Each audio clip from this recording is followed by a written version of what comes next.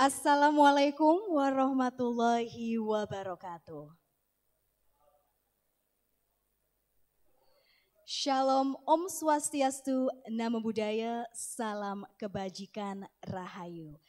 Good afternoon and warmest greetings to all distinguished guests, esteemed speakers, and participants. And we would like to welcome you to the International Partnership on Religion and Sustainable Development's Leadership Meeting 2025.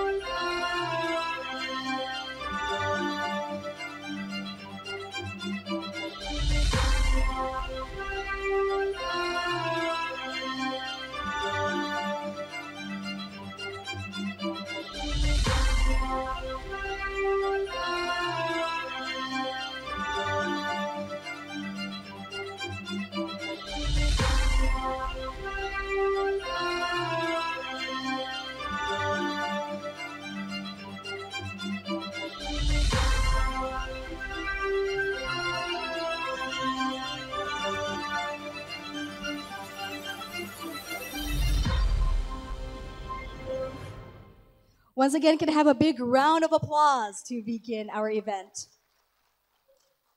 And ladies and gentlemen, as we begin, allow me to extend our warmest welcome, good afternoon, and the warmest welcome to Your Excellency, Bapak Profesor Dr. Abu Rohmat, MAG, the Director General of Islamic Community Guidance, Indonesia Ministry of Religious Affairs.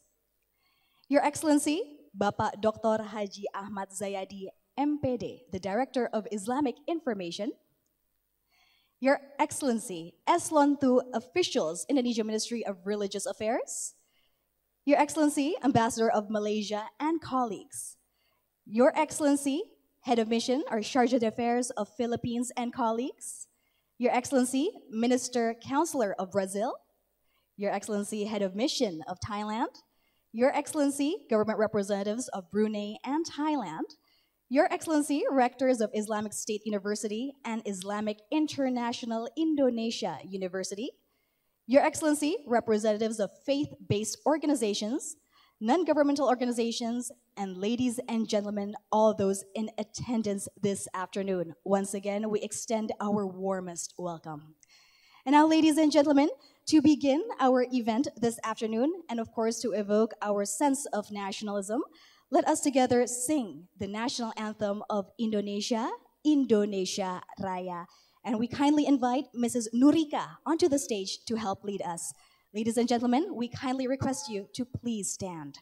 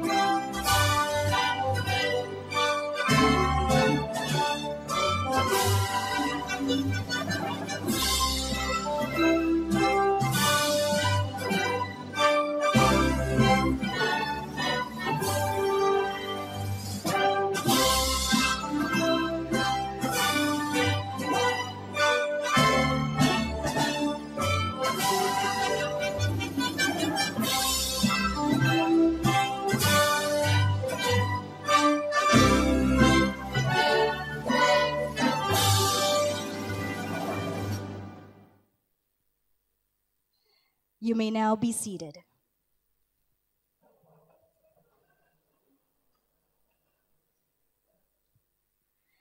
And now, ladies and gentlemen, the PaRD Leadership Meeting 2025 today brings together high-level representatives from governments, religious organizations, civil society, and international institutions to foster collaboration on sustainable development, peace building, and interfaith dialogue. And this year's meeting, which is held here in Indonesia, serves as a platform for exchanging the best practices, strengthening partnerships, and aligning efforts to promote tolerance, religious harmony, and inclusive policies for us all. And we are very honored to have each and every one of you here today at the Mercure Convention Center Ancol for today's afternoon session. Allow me to introduce myself. My name is Sarah Wayne, and it is a pleasure to moderate today's afternoon agenda. Today, we will join in bilateral talks, followed by an evening reception of PaRD Leadership Meeting 2025. And now, ladies and gentlemen, to begin our agenda this afternoon, we'd like to invite onto the stage the Director of Islamic Information to present the official report on the background of this event. So without further ado, ladies and gentlemen, please join me in welcoming Bapak Dr. Haji Ahmad Zayadi. The floor is yours.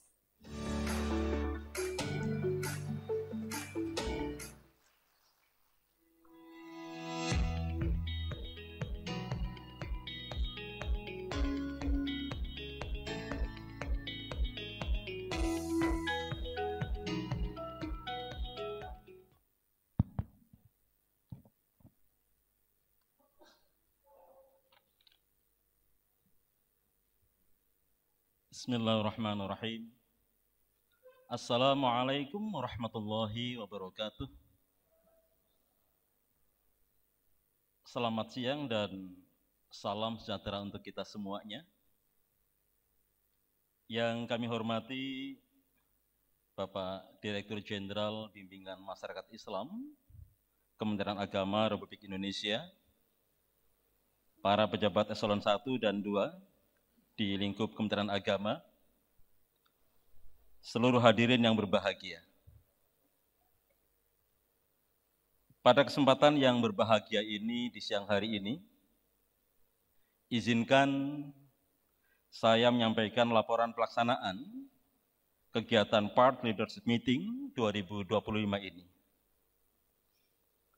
Pak Dirjen saya hormati, seluruh hadirin yang berbahagia, kegiatan ini dilatar belakangi oleh partisipasi Kementerian Agama Republik Indonesia menjadi tuan rumah pelaksanaan PaRD Leadership Meeting 2025.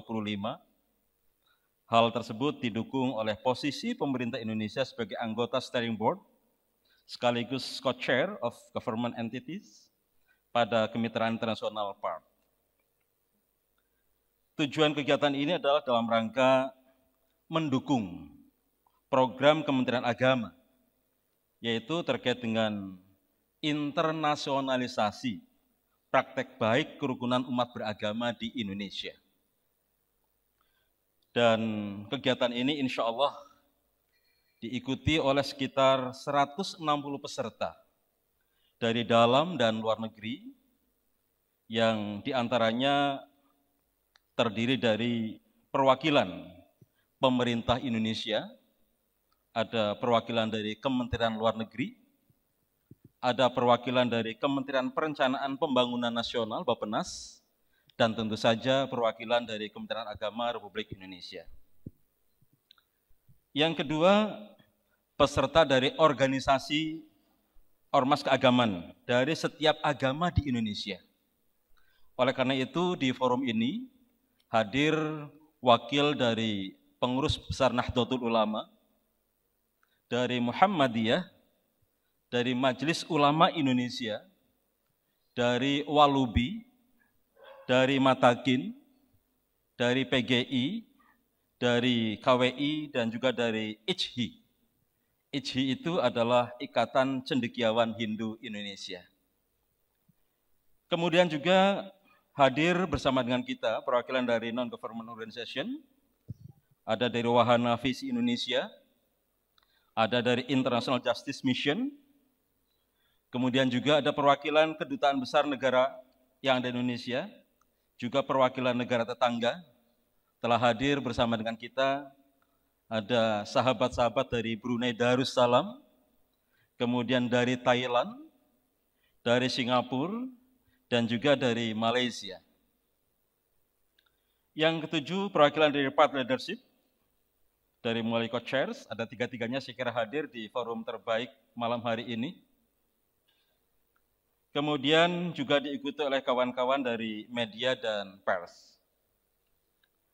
Pak Dirjen saya hormati dan Bapak sekalian yang berbahagia, insya Allah kegiatan ini akan dilaksanakan pada tanggal 3 sampai dengan 6 Februari di Mercure Convention Center Ancol, Jakarta. Ada dua rangkaian besar sesungguhnya dalam kegiatan ini. Yang pertama di tanggal 3 Februari hari ini agendanya ada bilateral talks dan evening reception.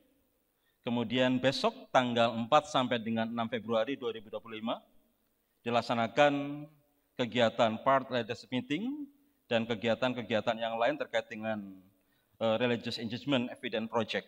Saya kira ini penting untuk kemudian kita bisa melihat kira-kira apa yang sudah kita lakukan dan insya Allah apa yang akan kita lakukan di masa-masa yang akan datang.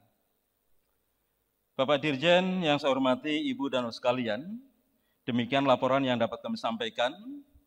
Besar harapan kami kegiatan ini dapat memberikan manfaat untuk masyarakat secara luas, menjadi ajang silaturahim antar stakeholder, baik dalam negeri maupun luar negeri, serta membantu Indonesia dalam perwujudan soft diplomasi melalui religion power. Akhir kata, demikian yang bisa kami sampaikan, kurang lebihnya mohon maaf. Wallahu minkum, wallahul muwaffiq ila aqwamit thoriq. Wassalamualaikum warahmatullahi wabarakatuh.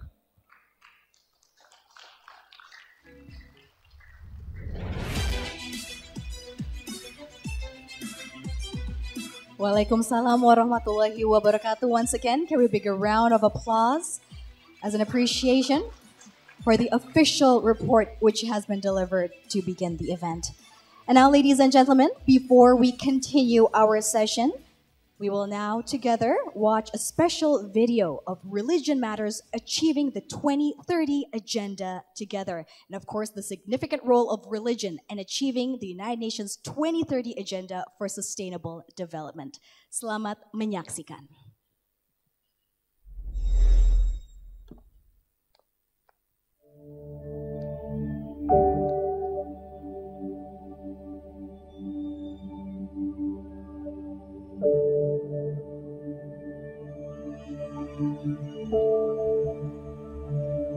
Four out of 5 people worldwide feel connected to a religious or spiritual tradition. Many of them work as volunteers to strengthen social cohesion and sustainable development. Religious organizations have strong networks and a lot of experience. They're committed to peace, environmental protection, health and education, as well as to fighting poverty and climate change.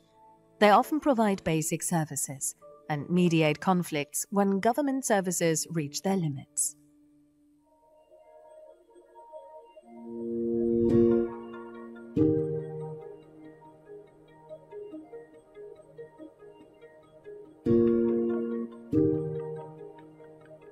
Mary Mwajiti is inspired by the iDove Youth Forum, a network for young adults from all around the world.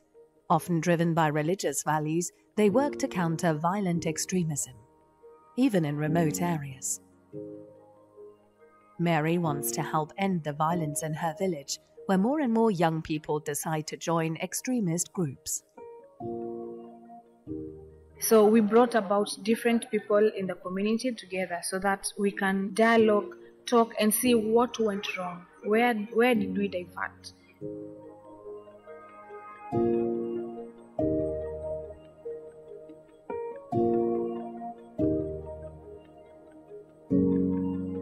Around the world, people are committed to sustainable development. As a Waitha, a religious scholar, Mona Al-Soud advises people on health and hygiene issues. Her work is more important than ever because of the COVID-19 pandemic. أنا كامرأة متدينة، ليس فقط متدينة، أنا كأيضا واعظة، تقع علي مسؤولية كبيرة جدا في نشر الوعي الصحي بين المواطنين والحفاظ على سلامتهم وصحتهم، وهذا من خلال تقديم الإرشادات اللازمة لهم للوقاية من الأمراض، وهذا من خلال التقيد بإجراءات الصحة والسلامة العامة كارتداء الكمامة، التباعد، أخذ اللقاح. Religious people like Mona Al-Sood are important role models. People listen to them, including the younger generation.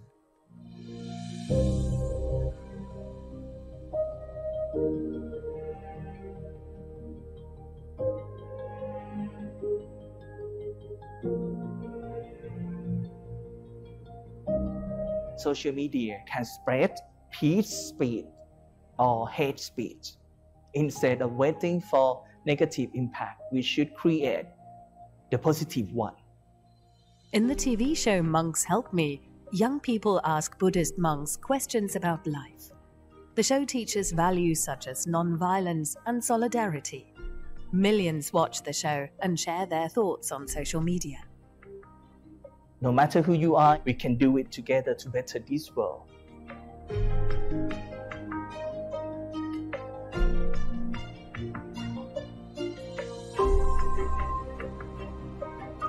In many countries, people place great trust in religious representatives.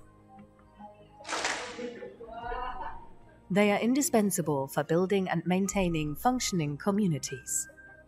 Around 93% of the Indonesian citizens believe that religion are really important in their life. The challenge is to bring in many religious communities, many religious leaders into promoting sustainable development goals. Therefore, multilateral cooperation is becoming ever more important. International Partnership on Religion and Sustainable Development, in short PaRD, is the name of the global alliance that is substantially supported by the German Federal Ministry for Economic Cooperation and Development. Religion has the force to reach the heart of people, and politics is the force that implements what is needed to ensure a good life for people. PaRD is a unique partnership. It draws together contributions to achieving the 2030 Agenda and facilitates long-term dialogue and cooperation among governmental, multilateral, academic, religious, and other civil society actors. That collaboration is what we need today to build forward better. And I think that's what PaRD can bring. Government agencies can only protect the planet and provide safe and peaceful livelihoods by working with and not without religious actors.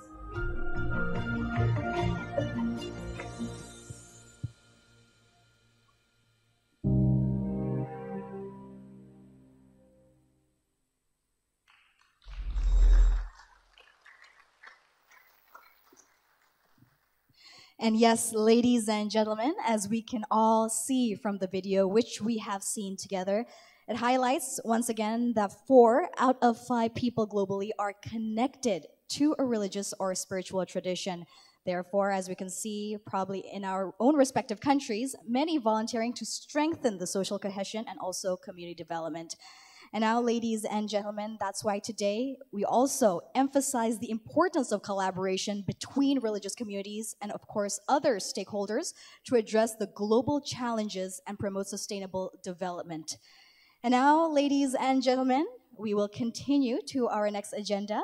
Therefore, we'd like to kindly invite onto the stage to deliver his remarks, Bapak Profesor Dr. Abu Rohmat MAG, the Director General of Islamic Community Guidance. So ladies and gentlemen, please welcome onto the stage Bapak Profesor Dr. Abu Rohmat MAG. Please give a round of applause.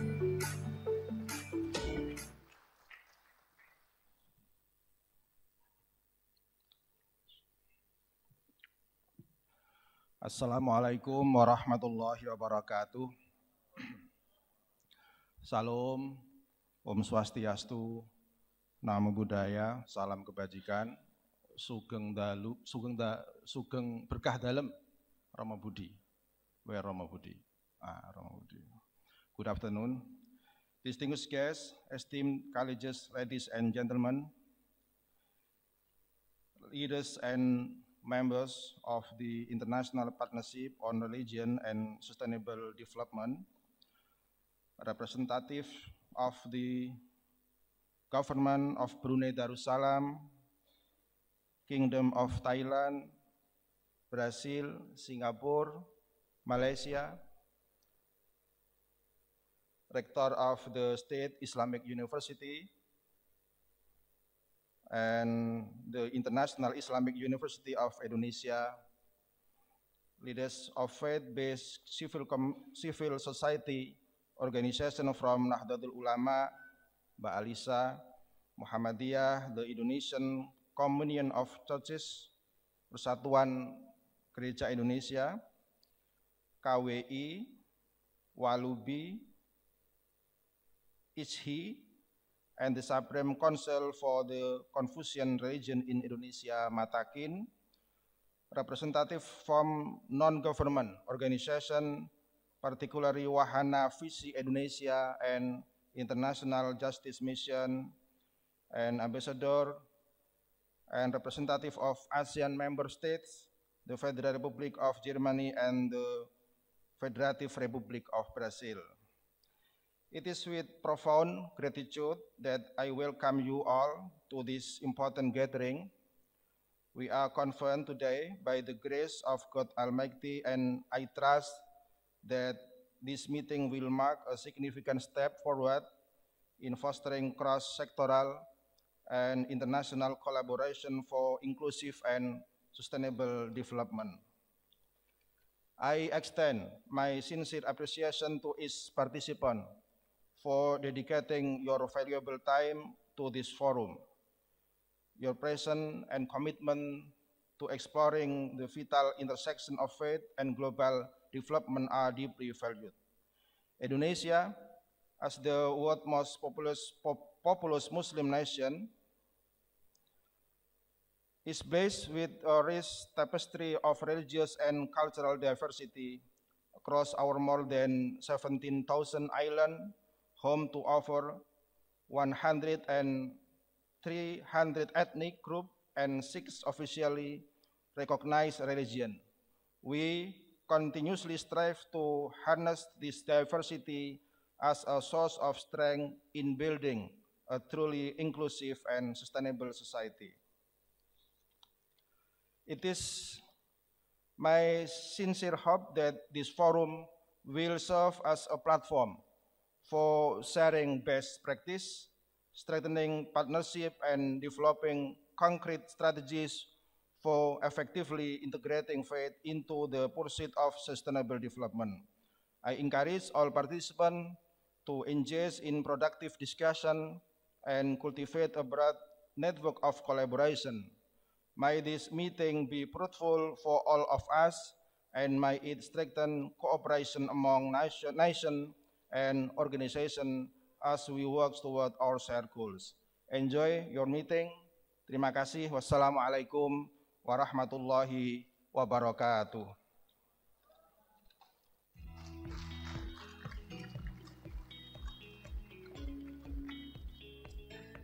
Waalaikumsalam warahmatullahi wabarakatuh. Once again, thank you. Terima kasih. Let's give another round of applause, ladies and gentlemen. Thank you, Bapak. And next, ladies and gentlemen, we'd like to also invite onto the stage to deliver his remarks, Mr. Kuswan Singh, the head of Secretariat of PaRD. Please, ladies and gentlemen, give a round of applause to Mr. Kuswan Singh.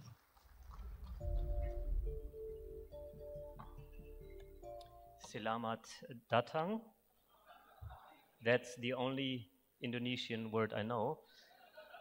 Those ones who remember me from 2022, when we came to Bali, where we did the annual forum for the first time in Asia, I said to the ministry representatives, I will try to learn Indonesian, Bahasa Indonesia, and then you please grant me the Indonesian citizenship. I didn't learn the language and I did not get the citizenship, so it's all okay, but I'm still trying.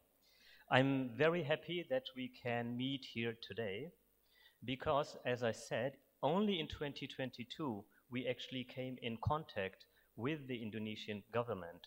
So already after 2 years after this meeting. It was a very big gathering with over 160 representatives. Then we have the Indonesian government not only on board in our beautiful partnership, but they are also part of the steering board. They are also part of the co-chairing. Ina is here. She is our co-chair. And we are having this very important meeting in Jakarta, Indonesia. So thank you very much to the Indonesian government, but also, of course, to the German government and all the other supporters of PaRD who are making this event possible. Thank you.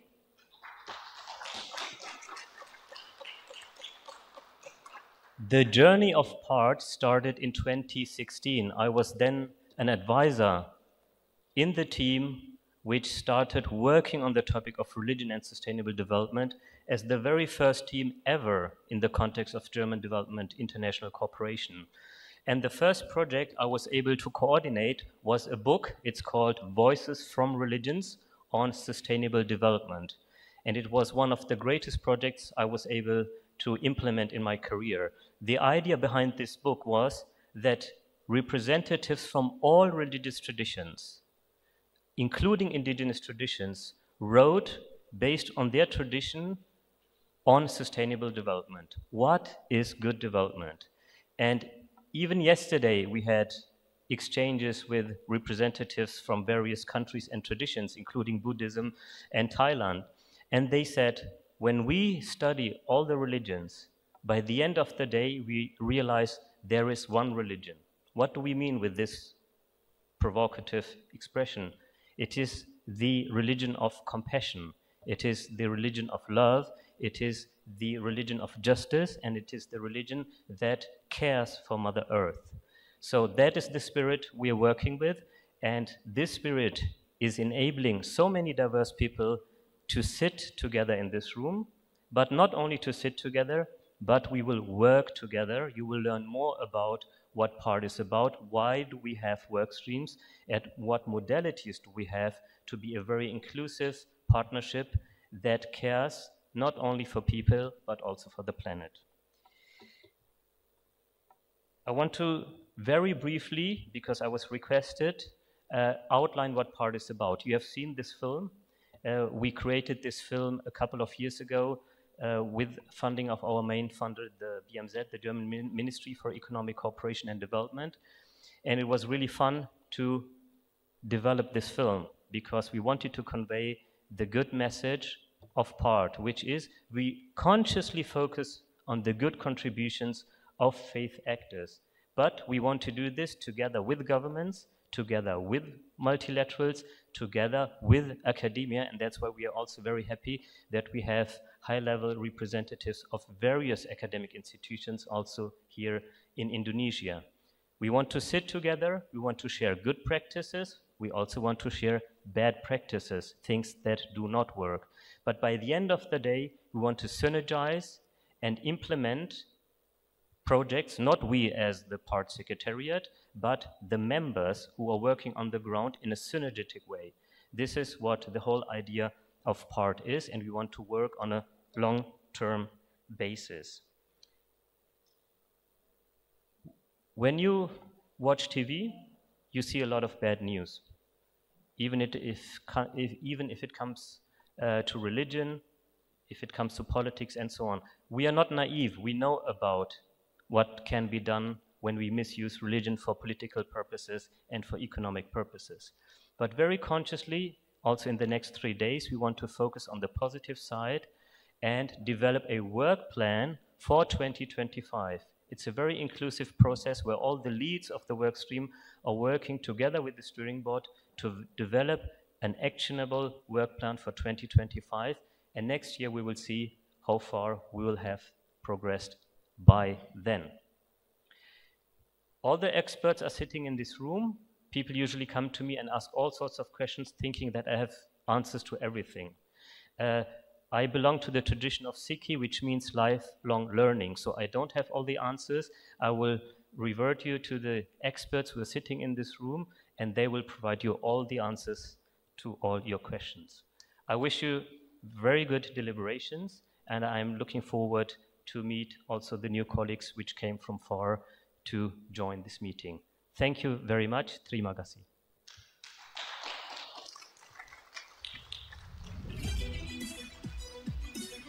Thank you very much, and terima kasih, Mr. Singh, for the remarks. And now, ladies and gentlemen, to commemorate this wonderful occasion this afternoon, we would like to kindly invite each and every one of you to take part in a photo session. Bapak dan Ibu, kami mohon kesediaannya untuk dapat bergabung berfoto bersama. And the way we will take a picture is, as you can see, the photographer, boleh tunjuk tangannya Mas, boleh melambaikan tangannya, is up here on stage. Therefore, we will take a number of photos. First, we will sit down from our respected seats. Betul? Bapak, kita duduk dulu ya. Tersenyum, duduk terarah kamera. First, we will sit down in our respected seats, and please do smile and look into the lens of the camera, which is at the center stage, and I will help with the countdown for our first picture. In 3, 2, 1. All right, there is another photo session. I would like to kindly ask each and every one of you to please clench your fists together in the air as a spirit of collaboration to begin our discussion this afternoon. Ready everyone? Bapak dan Ibu mohon untuk tangan yang mengepal sebagai tanda semangat. In 3, 2, 1. Okay, once a moment. Apakah butuh berdiri? Do we need a picture standing up? Bagaimana, Bapak? Berdiri. Okay, ladies and gentlemen, we kindly once again invite you to please stand up, to rise, and also smile towards the camera right here on the center stage as we begin today's bilateral discussion session. Everyone ready? In 3, 2, 1. All right, once again with our clenched fists, dengan tangan mengepal, sekali lagi, please put our fists in the air to show our spirit of collaboration once again. Untuk semangat kita Bapak dan Ibu. 3, 2, 1. All right, thank you very much. Please give ourselves a round of applause. You may now be seated once again. And now, ladies and gentlemen, we will continue with our bilateral talks momentarily. But before we do, we will now take a little breather. We will stop for a coffee break for 10 minutes. Therefore, we invite each and every one of you to please help yourself to coffee, tea, and also snacks that is provided in the foyer area. And if you have helped yourself with coffee and tea, we invite you to once again, please be seated to prepare yourself to join in our bilateral talks, which will begin in 10 minutes. Sekali lagi Bapak dan Ibu, kami akan lanjutkan kegiatan berikutnya, yaitu adalah bilateral talks. Tetapi saat ini kita akan jeda sejenak untuk coffee break selama 10 menit. Dan kami persilakan untuk dapat mengambil teh, kopi, dan juga makanan yang tersedia di area foyer. Dan kami undang Bapak dan Ibu untuk dapat segera memasuki ruangan saat sudah mengambil teh dan kopi dan menikmati teh, kopi, dan juga cemilan dari meja masing-masing, dan untuk bersiap mengikuti bilateral talks yang akan kami langsungkan dalam 10 menit mendatang. Terima kasih.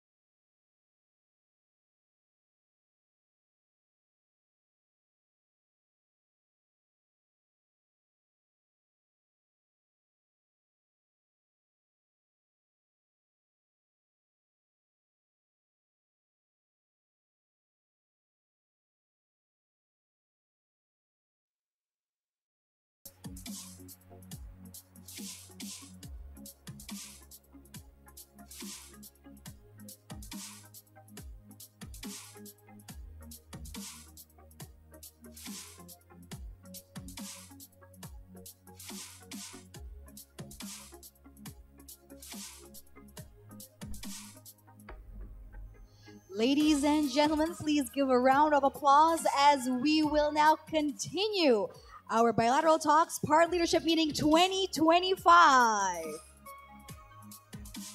And now, ladies and gentlemen, we will continue to one of our main sessions this afternoon, which is the bilateral talks of PaRD Leadership Meeting 2025, where we will have our discussions, especially on how to foster collaborations. Therefore, ladies and gentlemen, we invite onto the stage to deliver our first remark for this session, PaRD Steering Board, Dr. Berthold Wake from BMZ. Please give a round of applause.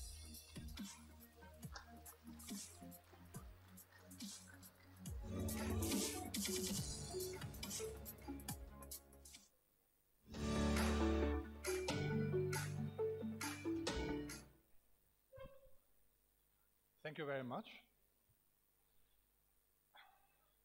Dear Professor Sayadi, dear Excellencies, dear members and leadership of the International Partnership on Religion and Sustainable Development, PaRD, dear guests, good afternoon and thank you so much for joining us today at this very special occasion. It is an honor to be together before such a distinguished group, leaders, partners, and representatives from diverse organizations and faith-based communities, united by a shared commitment to sustainable development. Today marks an historic milestone for PaRD. This is the first leadership meeting to take place in Asia, and it is only fitting that we are gathered here in Indonesia, a country whose national motto is, Bhinneka Tunggal Ika, unity in diversity. I'm not speaking nothing of Indonesian, I'm sorry. But unity in diversity. This motto perfectly captures the spirit of our partnership and our convictions that only with religious actors we can face the actual worldwide challenges in politics and society and achieve sustainable development.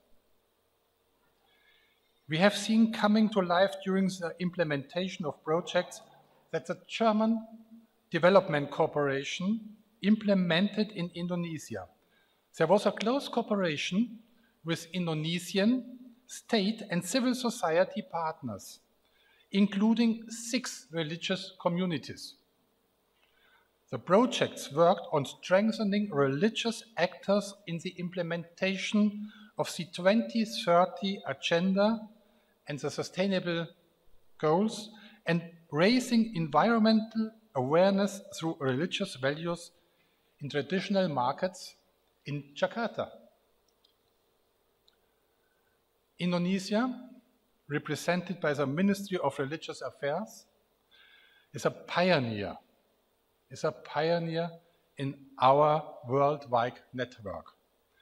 It was the first country from Asia to join PaRD, signaling its recognition of the critical role that religious actors play in addressing global and local challenges. And let me add one thing. We have founded PaRD from the German Ministry of Economic Cooperation and Development in more or less 2016.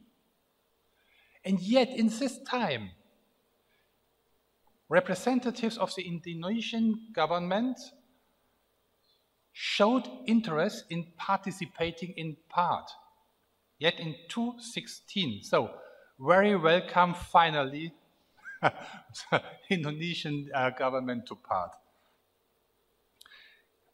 In just 2 years or a little more, Indonesia has become a driver within our partnership, serving as an exemplary member in the steering board. Ina, it's for your role. Thank you very much.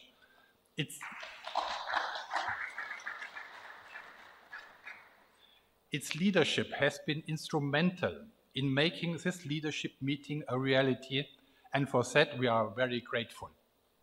Thank you so much. As we reflect on the progress we have made together, we are reminded of the importance of collaboration. Unity in diversity is not just a guiding principle for Indonesia, but also a cornerstone of PaRD's mission. By bringing together policymakers, religious organizations, and academics and practitioners, we create a space where different perspectives and strengths can converge to contribute to the Sustainable Development Goals. I would like to take this moment to express our deepest appreciation to the Indonesian government, especially the Ministry of Religious Affairs, our hosts, and the organizing team for their dedication and hard work. We know that. Professor Amin, who is not here with us, and Ina, your efforts have set the stage for a productive and inspiring gathering. Thank you so much, otherwise. I'm also heartened to see so many esteemed guests here tonight. Your presence and the diversity underscore the importance of our mission. It is my hope that this meeting will serve as a springboard for deeper collaboration, and that Indonesia will play an even more important role in PaRD in the future. So for the moment, enjoy the meeting, and thank you so much.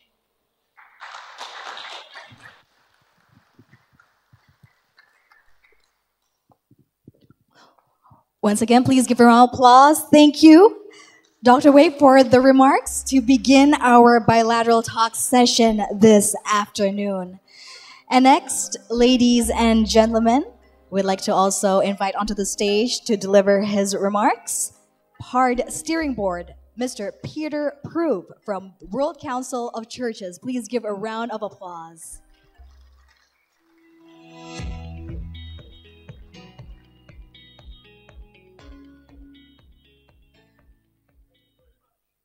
Opportunity to speak to such a distinguished audience representing so many different actors so important in this space for sustainable development in this region and around the world. My name is Peter Proove. I serve as Director for International Affairs at the World Council of Churches based in Geneva in Switzerland, which has itself a constituency of member churches in something like 120 countries, including here in Indonesia. And altogether, our constituency is something close to 600 million people globally. That's already a large constituency. But we recognize that we are unable to act. We are unable to achieve the purposes that we feel called to achieve without partnership, without being able to work with governments, with intergovernmental organizations, with academia, and with other partners that share our purposes of justice, of peace, of social development, and of inclusive development. And that's why the World Council of Churches was moved to become a founding member of this international partnership on religion and sustainable development, because that is the precise purpose of this platform, to create a space where those partnerships can be cultivated and realized and applied for the purposes of social and sustainable development. The really unique thing about PaRD, and I really want to emphasize this for all of you, is that it is, to the best of my knowledge, the only platform that brings together all those three sectors: governments, intergovernmental organizations, faith-based communities and faith-based organizations, as well as academia. So we have three sectors represented in this partnership, and we therefore have three co-chairs. So I just want to identify those co-chairs for you. For the government sector, we've already recognized our sister Ibu Ina as representing the constituency of governments in PaRD, and we are delighted to be here with you, Ina, having this gathering hosted by you and your government. Thank you so much. For the intergovernmental organizations, the co-chair is Andrea Enriquez from the CAICID International Dialogue Center. Unfortunately, Andrea is not able to be with us physically during this gathering, but she's following the proceedings online and has played a very important role in this phase of PaRD's existence. So we're very grateful to Andrea for her leadership on behalf of the intergovernmental sector. And then thirdly, for the faith-based organizations and academia sector, the co-chair is Mr. Stefan Zenksman from World Vision, who is here with us. Stefan, thank you for your leadership on behalf of our constituency. Now, we are still in the early days of 2025, but we are only 5 years from 2030, which is the deadline for realization of the commitments that we as a global community have made to each other with regard to the Sustainable Development Goals. And I think we have to recognize that we are not on track to realize these goals. We are far from being on track. And sadly, many influences in the world at the moment draw us apart from each other rather than closer together in collaboration to meet these goals that are shared goals for all of humanity. So we think in this context, a partnership structure like PaRD plays an even more important purpose of providing that space to promote partnership even in the midst of the divisions that are afflicting our world and our communities today. And by engaging that partnership, we can provide an important witness to others around the world of unity and of collaboration. Our thesis, our shared thesis in this partnership, is that faith communities have a lot to contribute to the efforts of governments and the intergovernmental organizations in terms of social capital, in terms of demographic and moral influence on their communities, and that partnership is essential if we are to realize the goals that we have made. We are grateful for the engagement of the Indonesian government in this partnership because I think Indonesia represents an example of a government that understands the necessity of this engagement, of this partnership. And I think Indonesia presents an example to all of us about the necessity and utility of partnership, engaging fully faith-based actors as well. So I close once again, as I started, with thanks to Indonesia for hosting us here, but also for your example to all of us in the interest of partnership and collaboration for the purposes that we share. Thank you very much.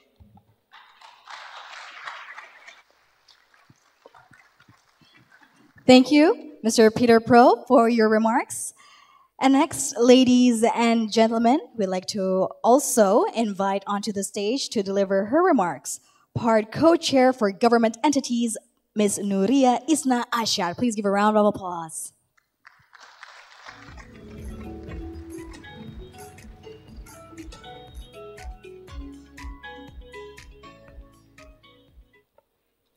Bismillahirrahmanirrahim. Assalamualaikum warahmatullahi wabarakatuh. Shalom, Om Swastiastu, Namo Buddhaya, Salam Kebajikan, Rahayu. Good afternoon, all my lovely colleagues here. So that is a special greetings, what we used to say in Indonesia. So that sentence is, Assalamualaikum, Shalom, Om Swastiastu, Namo Buddhaya, Salam Kebajikan, Rahayu is basically how we greet every perspective of the religion here in Indonesia. So it like could greet people from all respective religion. Distinguished guests, ladies and gentlemen, Dear Excellency, my Director of Islamic Information, ambassadors, minister councilors, head of missions, and all diplomatic representatives, Excellencies, government representative of Asian nations, we have our respectful honors from the Thailand and also from Brunei Darussalam. Directors of university, Bapak Ibu, thank you so much for coming. Leaders of religious organizations, we have invited each of the faith-based organization, representative of NGOs, and all esteemed guests, ladies and gentlemen. So Alhamdulillahirabbil alamin, on this auspicious day, we gather here for the beginning of PaRD Leadership Meeting 2025. This bilateral talks is the initial series of events for the whole PaRD Leadership Meeting. So, and it's just a short remarks. After we hear the formal remarks from the previous speakers, I would make this session more like a sharing story. So please don't expect too much from me. So on behalf of the Ministry of Religious Affairs of the Republic of Indonesia and as the co-chair of government representatives, I would like to extend a very warm welcome to all delegates that present. So your presence here today demonstrates a strong commitment to the efforts to realize inclusive and dignified sustainable development. PaRD itself, as a global collaborative platform, has made significant contributions in strengthening the role of religion in achieving the sustainable development goals. Indonesia, as the host of the PaRD Leadership Meeting 2025, is honored to be a part of this global network. Through this meeting, we will discuss various strategic issues related to the role of religion in development and formulate concrete steps to strengthen cooperation in the future. So, and I will give a little, like a highlight of our event. So on this day, we will have the bilateral talks and evening reception later. And for tomorrow, there will be 2 consecutive event happening, like a concurrent session. There will be a PaRD leadership meeting in one hand, and on the other hand, we will have this workshop of PaRD strategic religious engagement on evidence project. So why I mentioned that? Because for all the participants here who would like to attend the workshop, we are very open, because we will show how PaRD has been, working close with us, not only regarding the PaRD itself, but when we do something like this, we also engage with many stakeholders from the region. The Ministry of Religious Affairs itself has been an official member of PaRD since the late 2022. And I would like to share, I find it quite funny because, we are only joining PaRD for 2 years, but less than in a year when we joined PaRD in December 2022, we still remember Peter came to our office. He shared that, so what do you think about PaRD? Do you have maybe like any interest to joining PaRD? So I went to Frankfurt in 2023 to join the leadership meeting as observer. And to be honest, it took me a week to understand how this amazing partnership worked, because we are the multi-stakeholder partnership. We are coming from a different background, different entities. So after becoming a member for 8 months, things kind of escalated quickly. We kind of asked to change our game, as we were asked to be a part of the steering board. And that was one of the greatest choice I've ever made, because look at me now, we are being appointed as the co-chair of PaRD for the government entities. And then it is really such an honor for us, because after joining PaRD, we get the change to be shown in such a global diplomacy way. All this time, as we know, when it comes to global diplomacy, it's always come to the Ministry of Foreign Affairs. But somehow, in the term of religion power, we never get a change to be there.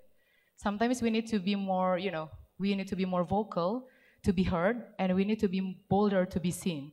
And through PaRD, we get that. We get that opportunity. I get to speak in Nigeria for the Youth Muslim Leadership Summit, and then I got to speak in Denmark for the discussion on freedom on religion and belief alongside with Philip. Yeah, we spoke together in that session. And last year, we got a change to go to Brasilia to attend the Interfaith Forum 20. It is the very first time for Indonesia in Mora to go there, and that's all I could mention. Thanks to PaRD. Give applause for all of us, because through PaRD we finally get the change. That is the added value of us. That's why, although Indonesia is only joined for a short time, but we have already experienced numerous of added values. Those 2 are the examples of what we have. So that's why I invite many stakeholders from ASEAN region and also from the German and Brazil government, because our main goals, actually, our main initiative is when we invite PaRD to host the leadership meeting here in Indonesia, we want to show what PaRD actually is to our colleagues within the region. As Peter and Bethel mentioned, we are still the very first one government members from the Asia, because that's why we want more, brother and sister to join us together on board.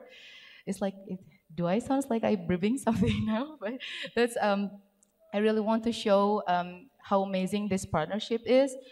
And even with the perspective of Ministry of Religious Affairs, as Kuswan said before, religion is love.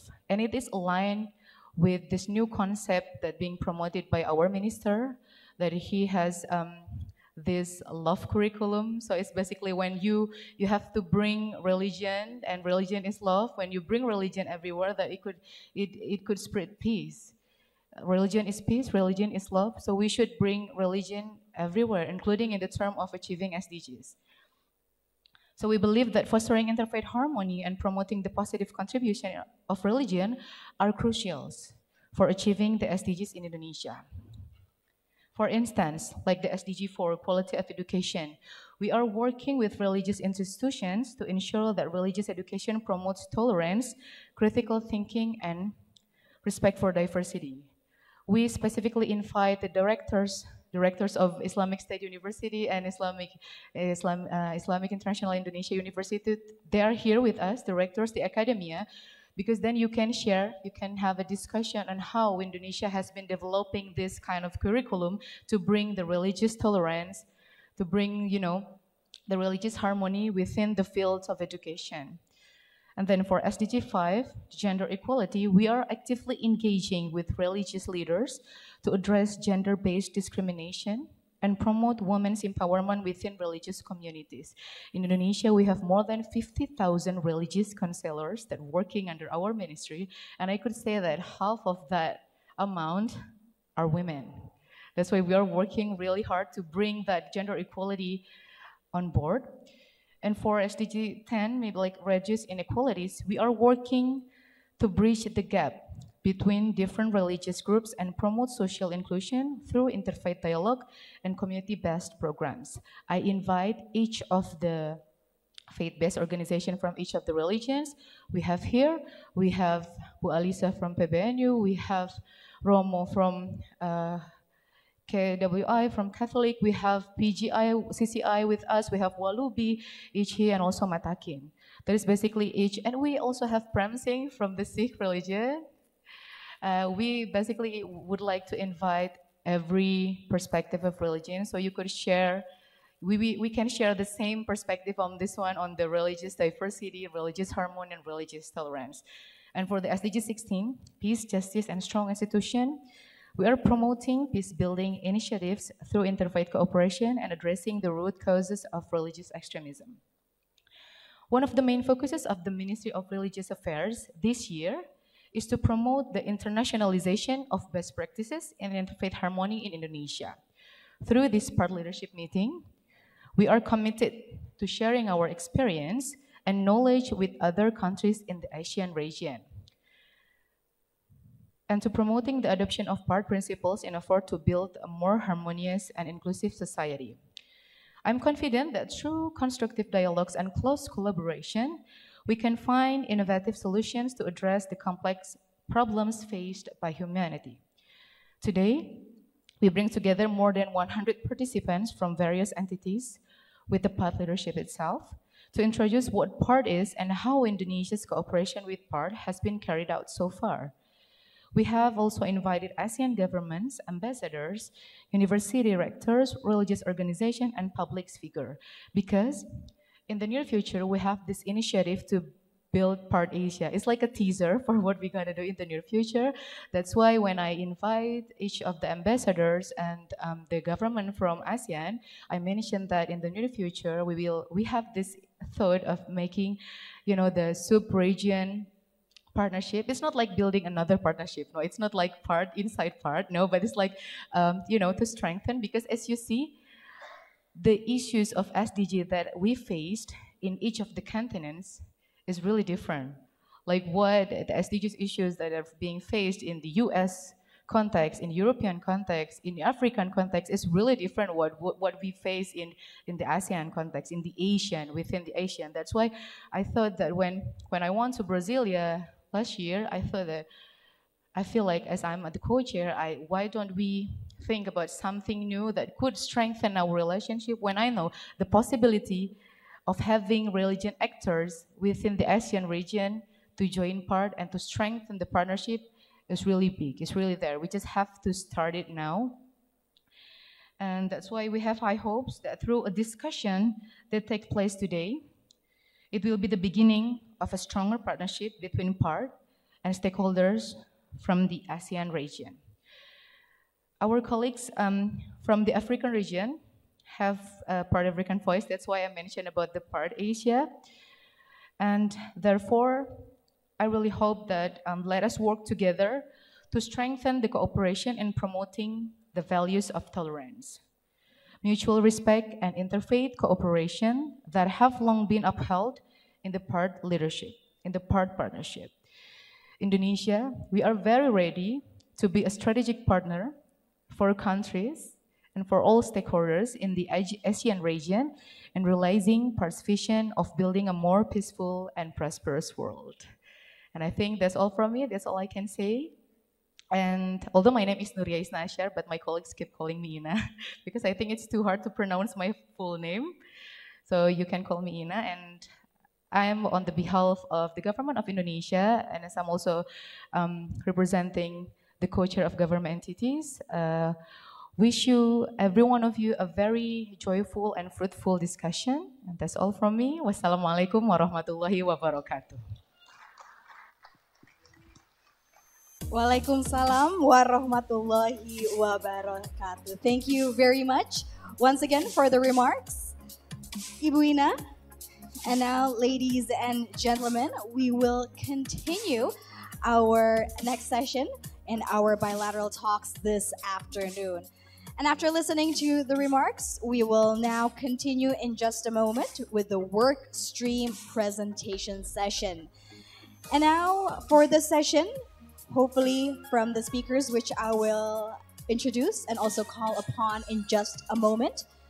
This will also highlight and of course marks a very important topic for us together to discuss, especially to be able to understand together key initiatives, focus areas, and also efforts undertaken within PaRD itself.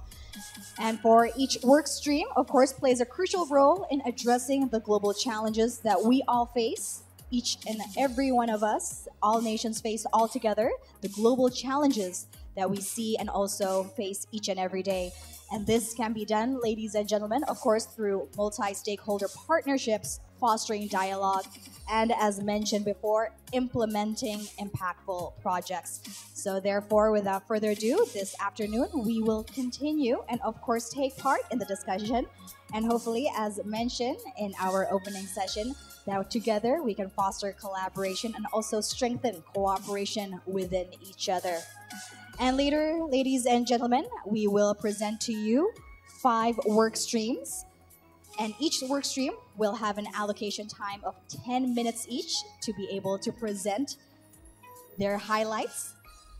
And therefore, ladies and gentlemen, we kindly invite you to please join in the discussion, because after this, we will together engage in sort of a focus group discussion where we can together, of course, share our experiences, our expertise, and of course, our key initiatives to be able to promote and also address the issues that the global world and of course all nations are facing all together. And there will be 5 work streams, ladies and gentlemen. The first is health, and then the second one is freedom on religions or beliefs, and the third is food security task force. The fourth is we care, and the fifth is evidence project task force. So without further ado, ladies and gentlemen, as we can see up on stage, the chairs are ready. So please give a round of applause as I invite the co-lead of each workstream in PaRD to join us on stage. Ladies and gentlemen, please give a round of applause to the co-lead.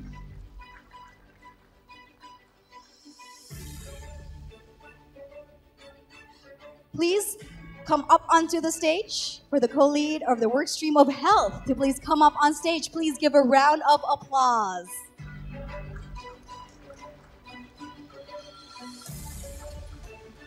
And next, ladies and gentlemen, please join me in also inviting onto the stage the co-lead of the work stream for or freedom on religions or beliefs. Please give a round of applause. Please do take a seat up on stage. Thank you for joining us. And next, please also come up onto the stage and join us, the co-lead of Food Security Task Force Workstream, to please come up on stage. Please give a round of applause, ladies and gentlemen.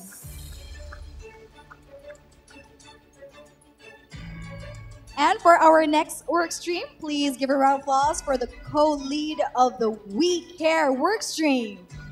Please give a round of applause as well, ladies and gentlemen.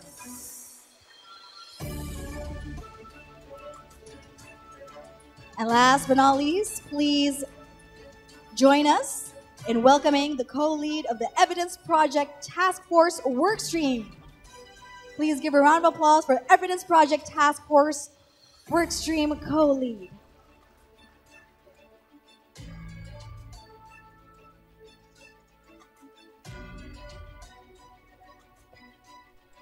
Thank you for joining us. Please do take a seat up on stage.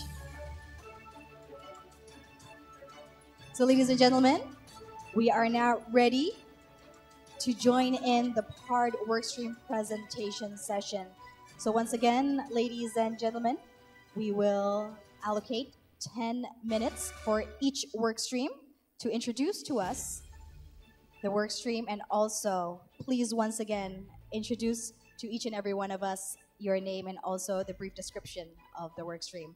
So without further ado, I will allow the co-lead of Health Workstream to please begin the presentation. Please give a round of applause. Thank you.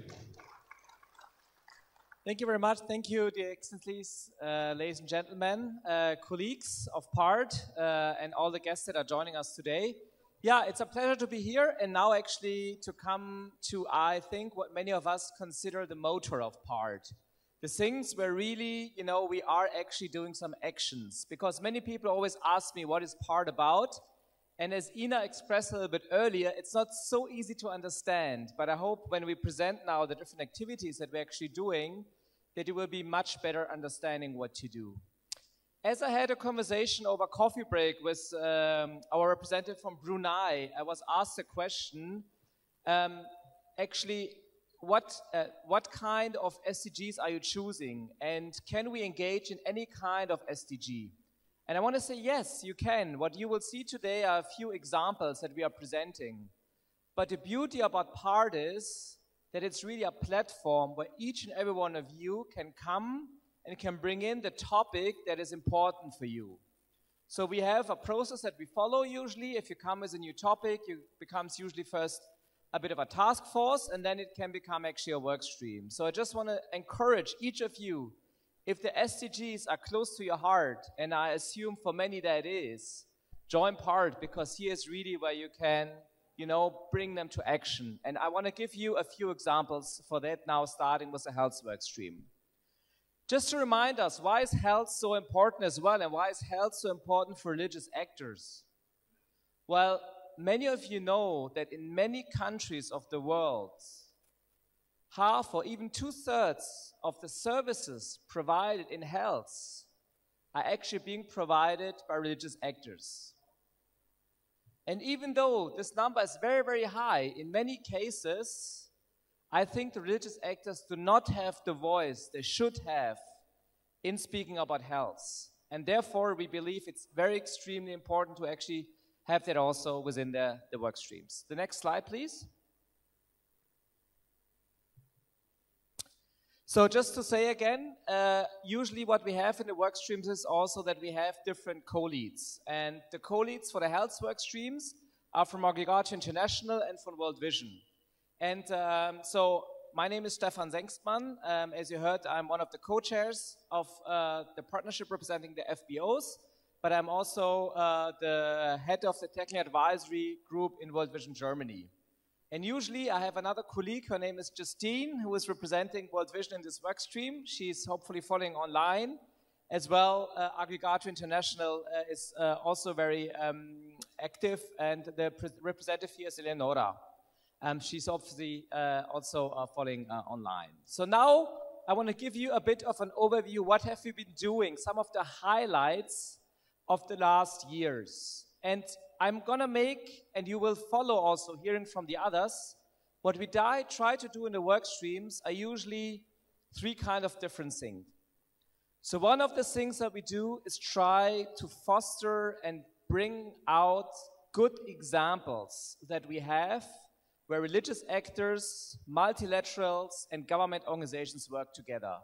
So just bringing out those very good examples is one of the very important things that we actually do within the work stream. Another one is basically, and this is why we are very happy also to have some good research partners. Usually we have a lot of researches going on, because one thing is always very important as well, that we can actually demonstrate and show also to the people that are still doubting that a partnership like PaRD is important, how important PaRD is and what a difference makes. I mean, I don't know, but when you saw Ina speaking on stage earlier and you know how she was smiling and how she was on fire speaking about PaRD, I think this is what we would like to really everyone to believe in, and I think research for that is very important. And the last part actually is policy informing. So just going and having some dialogues and making sure that we have a safe space where we can discuss certain things. Next slide, please. So here are just a few things that we did in the past. So one area, and this is again, I just earlier spoke around that PaRD also wants to be this place for safe space, for safe dialogues.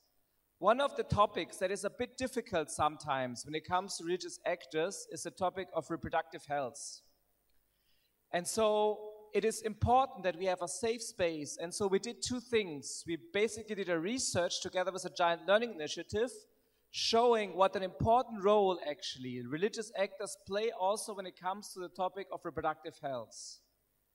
And then for my colleagues and representatives that are here from Thailand, we had a very successful event in Thailand 2 years ago at the International Conference on Family Planning, where we brought together different governments. We had the Norwegian government, the German government coming together, UN representatives like UNAIDS, UNFPA, and many faith-based actors. And we had an amazing discussion on the role of religious actors in actually adolescent reproductive health.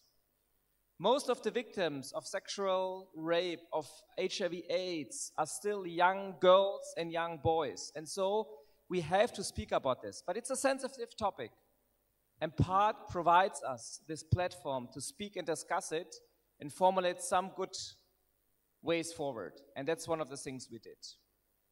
Another thing in the health area that no one in the world missed out on was the COVID pandemic. And also in the COVID pandemic, religious actors played a vital role. They were there, they were the first ones in the communities to help. They were the ones that were helping to distribute vaccines and to help with vaccines hesitancy. So we worked very closely together with the World Health Organization on this. And we also had a learning event at the World Health Summit in Berlin, where we actually brought out exactly the important role that faith-based actors have been playing, as well as closely working with governments and multilateral organizations. This is how we make things visible, and this is also how we can make the wonderful work that's going on in your country visible. Then also we had a great event around the International AIDS Conference in Munich, which happened last year, and a side event as well, again, showcasing a case from Kenya, where we have a very good example also working together in the fight of HIV/AIDS, again, working governments, multilaterals, and faith-based actors. And another bigger project that I'll speak a little bit now more about is also that we developed a policy brief on faith and mental health and psychosocial support. We live in times full of conflicts and very difficult situations, and many people out there actually have a lot of psychosocial challenges. And who, if not faith-based actors, are there to support them as well? And again, they are underrated in the general discussions that we are having. So we started really having a policy brief series where we invited different governments, multilaterals, based on countries, just to ensure and show them what kind of role faith-based actors actually play. Next slide. And this now leads me to what are some of the activities that we are planning for this year. And again, we are open if there's other interests of people in the room. They say we want to move this and this forward very much. One of the things that we are planning is to do some nutrition dialogues. What do I mean by this? So obviously health and nutrition is very close connected. And in fact, this is one of the themes that we'll be speaking in our leadership team as well. We're looking into a flagship project that is focusing on the topic also of nutrition. We'll hear that a bit later, food security, from my colleague. But having these dialogues means giving people a voice, giving religious actors a voice, different youth, kids a voice. So that is also what PaRD is about, making those people that are not being heard, heard. And that's another thing we're planning for this year, having this series of dialogues. Then, and sorry, there's a spelling mistake here on the slide. We are basically want to support the first international symposium on faith-sensitive mental health and psychosocial support in humanitarian development and peace-building context. That is planned by Aggregato International, many others, and we want to support this and really bring that out as well. And also we are looking into another side event at the International Conference of Family Planning, which is happening in Bogota this year. We're working here with our colleagues from CCIH. Yeah, another thing where we want to bring the voice of PaRD in. So you can see we have been working on many, many different things. And as I say, PaRD is a platform. We want you to get engaged in it. And I hope I was able to give a few examples how we did this in health in the last years. Thank you so much. And over to Forb. Selamat sore. Bapak-bapak dan ibu-ibu, dan salam hormat kepada anda semua, pemimpin-pemimpin dari ASEAN dan Brazil. Dengan izin saya sambung dengan dalam bahasa Inggris. Yes, I am from FORB, one of the 5 work streams, which stands for Freedom of Religion or Belief, one of the 3 work leads. My name is Majendra Pal Kaur. I'm of Malaysian origin, but I live in the UK, where I am the legal director, international legal director of United 6. 2 of my colleagues who were supposed to be on the stage here, and I'm going to invite them to saunter their way here, are Gaetan, who is from the World Evangelical Alliance, and Philip, who will talk to you about the 2 aspects of FORB that they've been involved with. Indonesia is a very good example of where we should talk about FORB, because it is the largest Muslim population in the world, and also has the diversity of religions unparalleled by other countries, and how the Panchasila helps them achieve that. What I would say before I pass the microphone to my colleagues is that FORB is not a sword, it's a shield. We must not be frightened off by freedom of religion as being a challenge to governments, a challenge to the capitalist world. It's in fact a shield that provides religious freedom to all of us, of whatever, religious freedom and belief, or belief, to all of us. Hence, it involves all of us. Gaetan will talk about how he achieved that in Pakistan, where we use preemptive methods. You don't have to wait for a violation of religious freedom before you do something about religious freedom. So he will tell you in detail of how they're in the process of setting up 25 peace centers.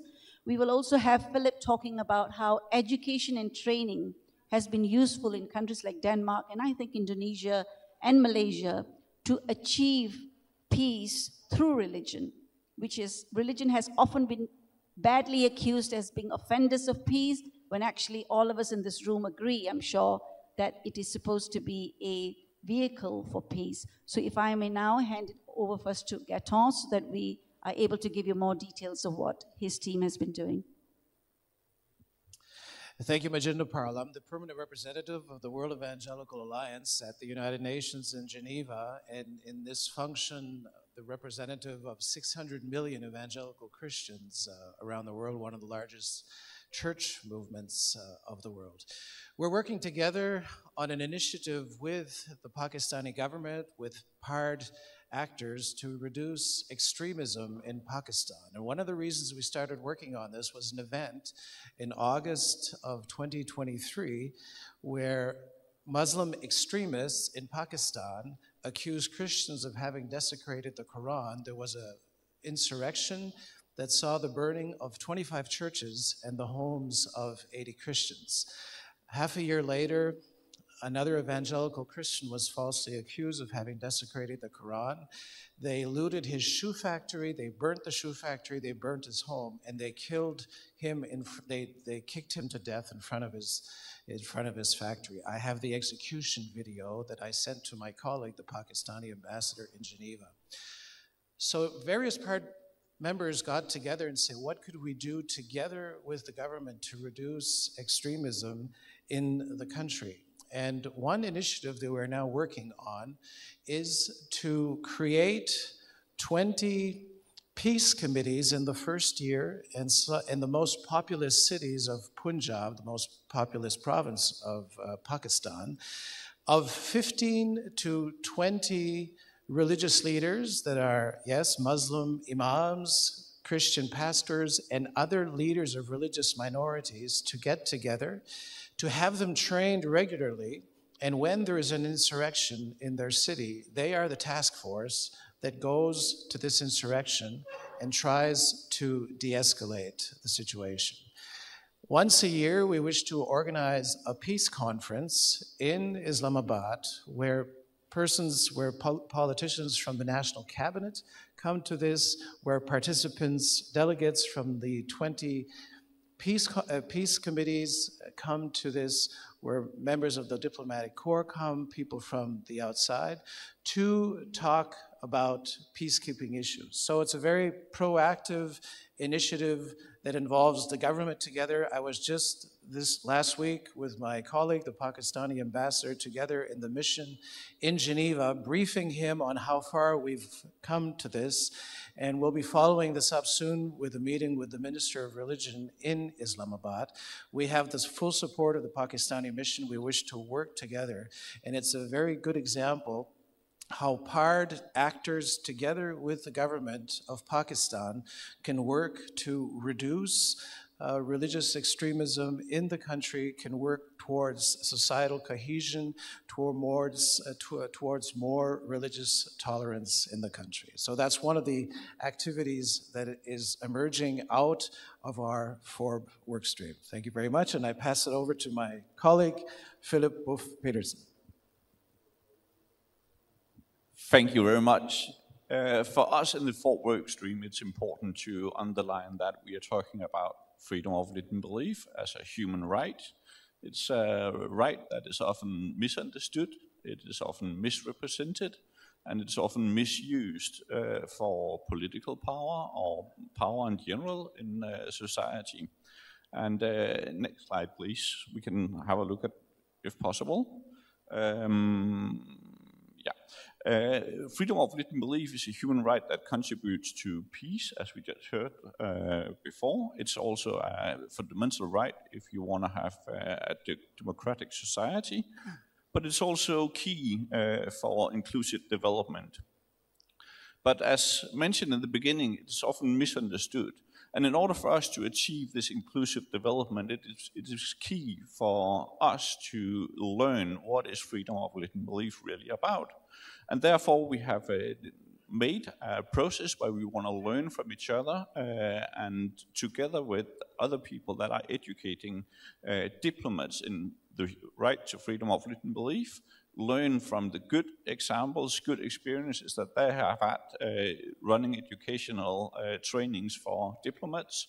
So we just did one for the European External Action Service, and together with them, and many of their diplomats. And we want to take those experiences and be in dialogue with other countries, other NGOs involved in this field, to develop tools that can help diplomats to know what freedom of religion belief is, how to protect it, and how to promote it. So this is an example of what we will do in the coming year. Thank you very much. Okay, and I suppose the next...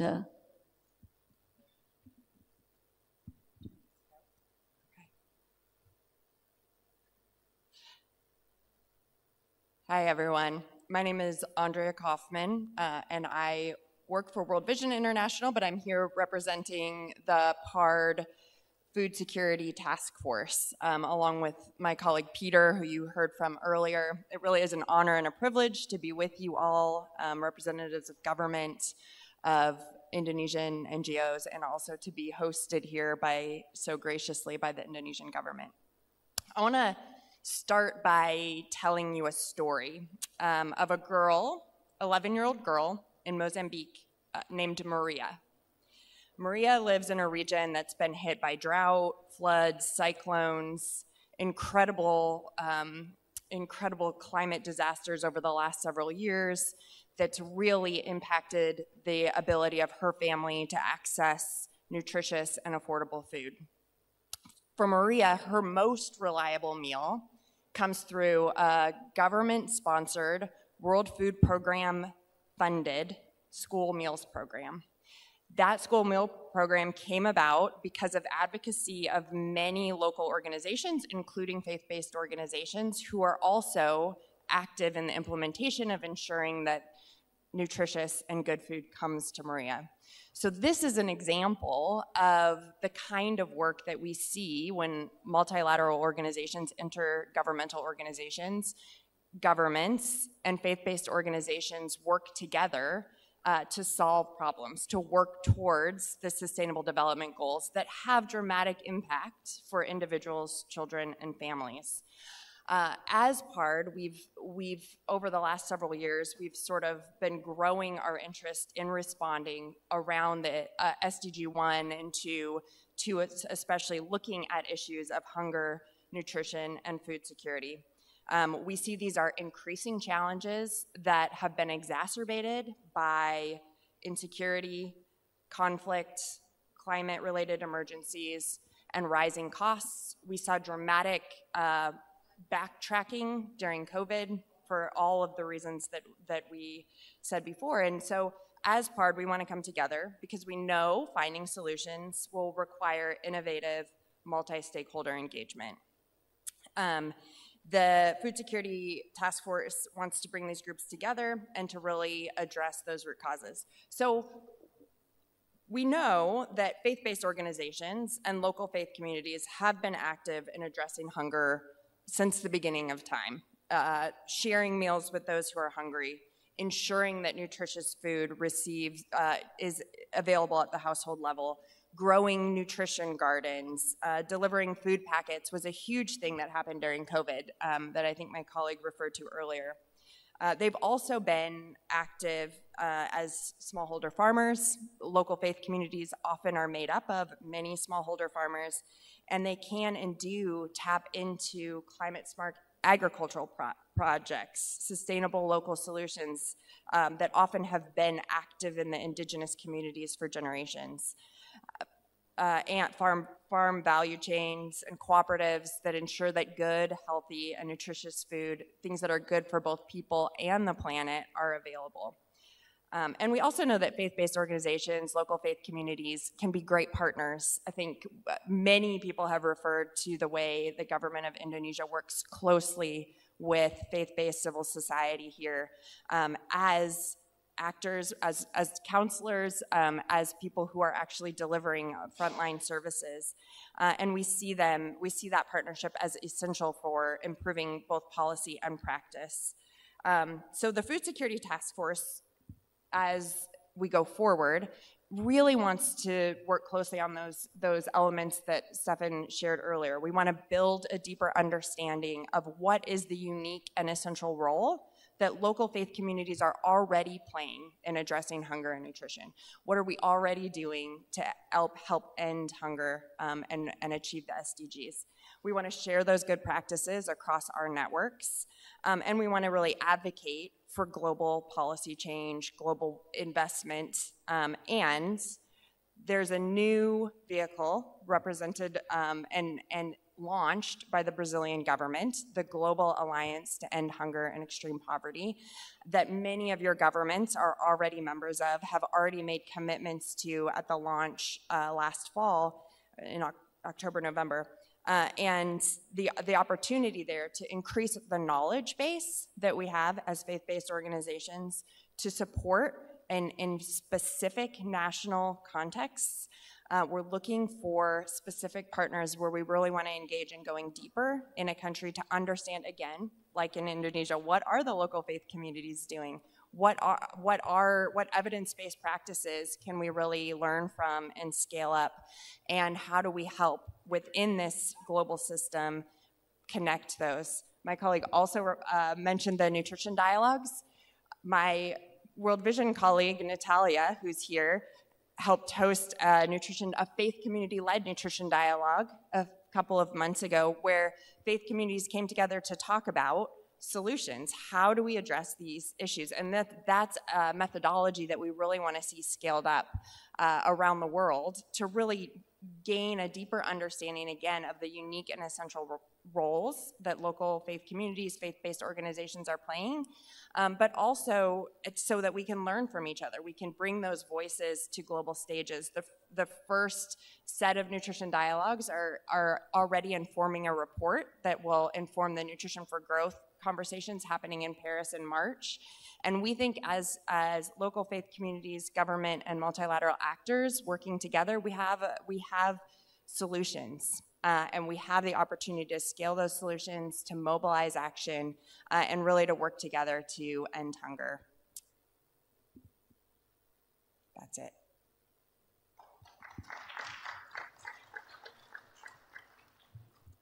Thank you very much. Good afternoon.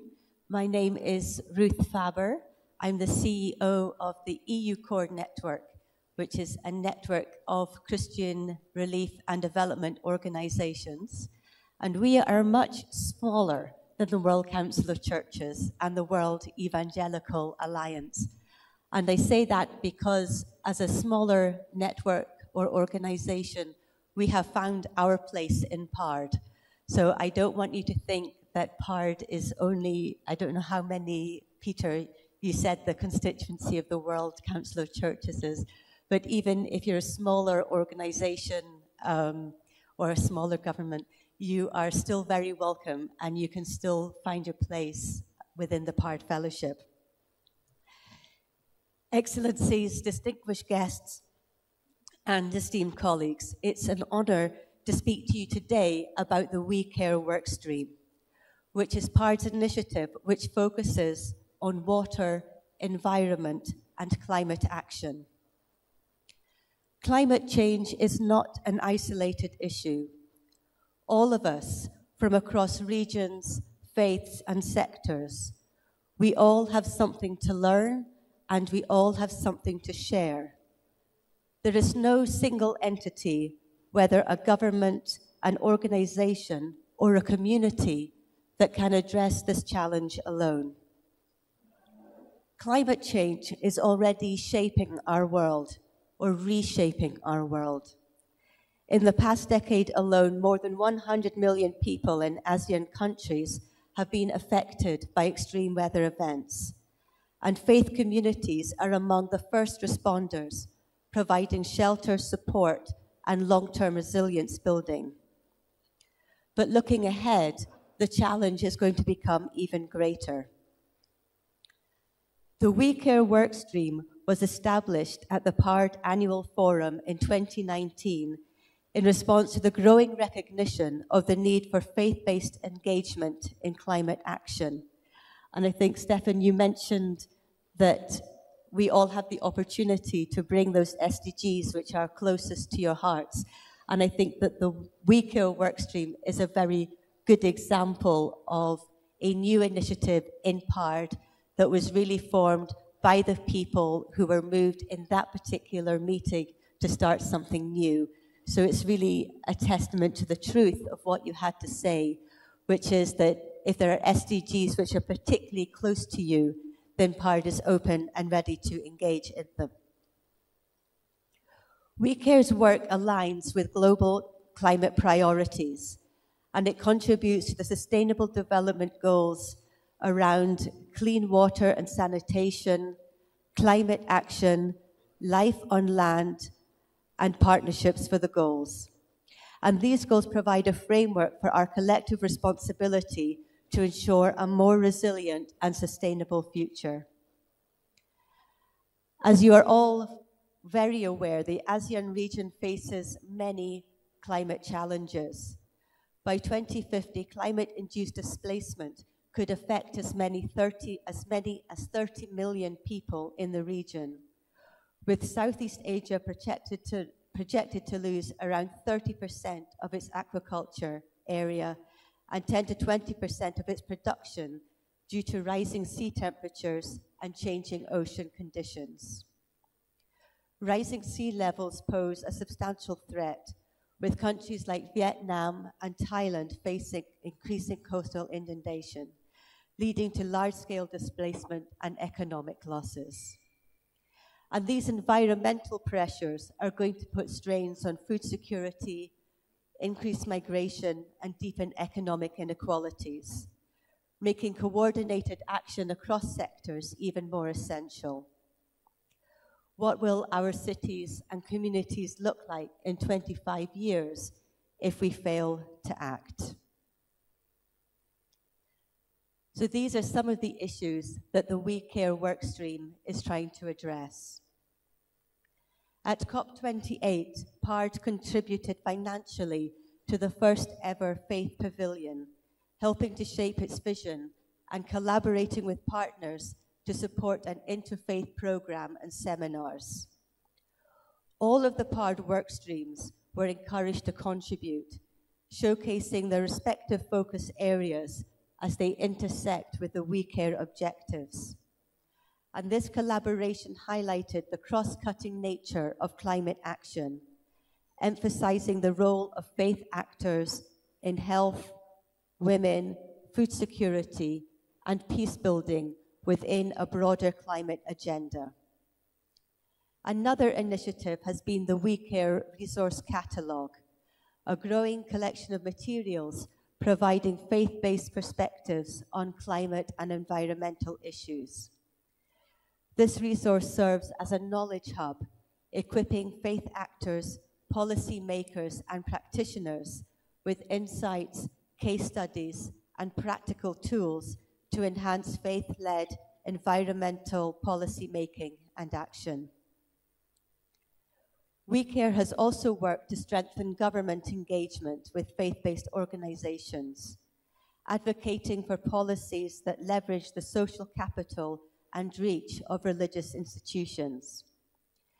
As an example, the WeCare co-leads Dinesh Suna and myself were invited by the Ministry of Religious Affairs to contribute to discussions on environmentally friendly mosques, bringing examples from the Christian community.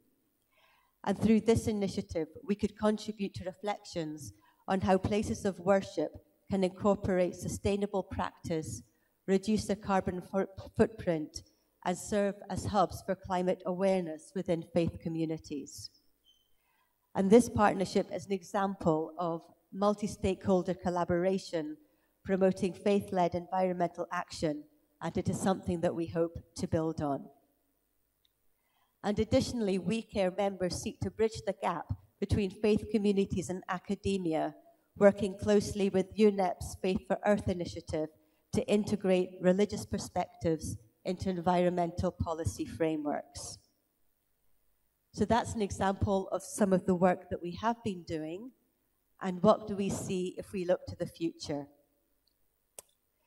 In collaboration with the Data Science for Sustainable Development, which is a non-profit linking data scientists, geospatial scientists, and software engineers, we're looking to develop an interactive web application to map faith-led climate projects globally to foster collaboration and knowledge sharing. And following on from Andrea's talk about the food security initiative, from our side, we want to contribute to that through the Living Planet Monitor. And the Living Planet Monitor is an initiative of the World Council of Churches, with the first issue already published and available on the PaRD website. It tracks commitments to sustainable food systems, land conservation, ecological biodiversity, and water justice, with the first edition focusing on East Africa.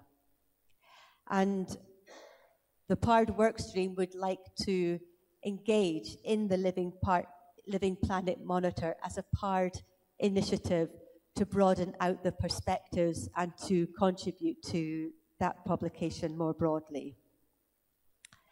So finally, how can you get involved? Well, your role in these efforts are crucial, whether as diplomats, policymakers, academics, or civil society representatives. Your engagement strengthens the intersection of governance, faith, and environmental action. If you are a PaRD member, we warmly welcome your participation in the We Care workstream. Your insights, your initiatives, and enthusiasm can help enhance faith-based climate action and policy engagement. If you are not yet a PaRD member, we encourage you to join the network and to become a part of the We Care workstream. By joining, you will have the opportunity to collaborate with a diverse, multi-stakeholder platform, engage in meaningful policy discussions, and help shape a more sustainable future through faith-led environmental action. We are also keen to hear about your ideas, research, and projects that align with PaRD and the We Care workstream. If you have initiatives that can contribute to our shared goals, including where financial collaboration may be possible, we would love to explore some of that potential with you. Faith communities have always played a vital role in times of crisis. Now, in the shape of climate change, we must act together, policy, science, and faith. So please join us in shaping solutions that are going to make a difference.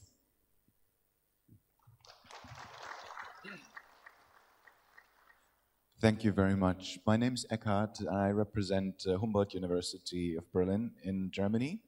And I'm grateful for the opportunity to share a little bit about how we work with evidence and with research at PaRD. So I'm a co-lead of the Evidence Task Force.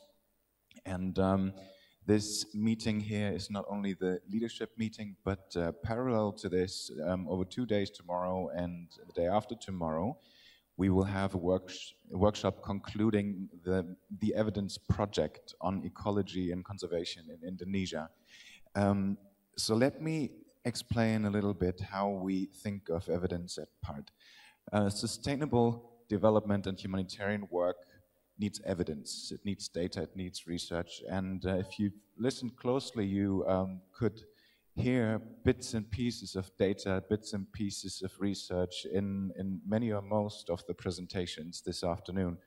One example is the number 84. 84% of humans on the planet identify with a religious or spiritual tradition that is specific. That came up in the video a bit earlier this afternoon. 4 out of 5 people. I remember looking up this number a while ago, or hearing it for the first time. It was 80%, and somebody said Pew Research Center in the United States have measured 80% of humans on the face of the planet identify as religious. And I thought, wow, I didn't know that. That's really impressive. I remember looking up that figure a couple of years later, and they had updated it to 84%. So we now also know it's not getting less. And this is something, especially in the global Northwest, we have to remind ourselves of, because our societies are under the assumption sometimes still that the world is saving itself by secularization. It's just not the case. Another number is 50 to 66% of health services, my colleague said, of health services are owned and delivered by religious actors.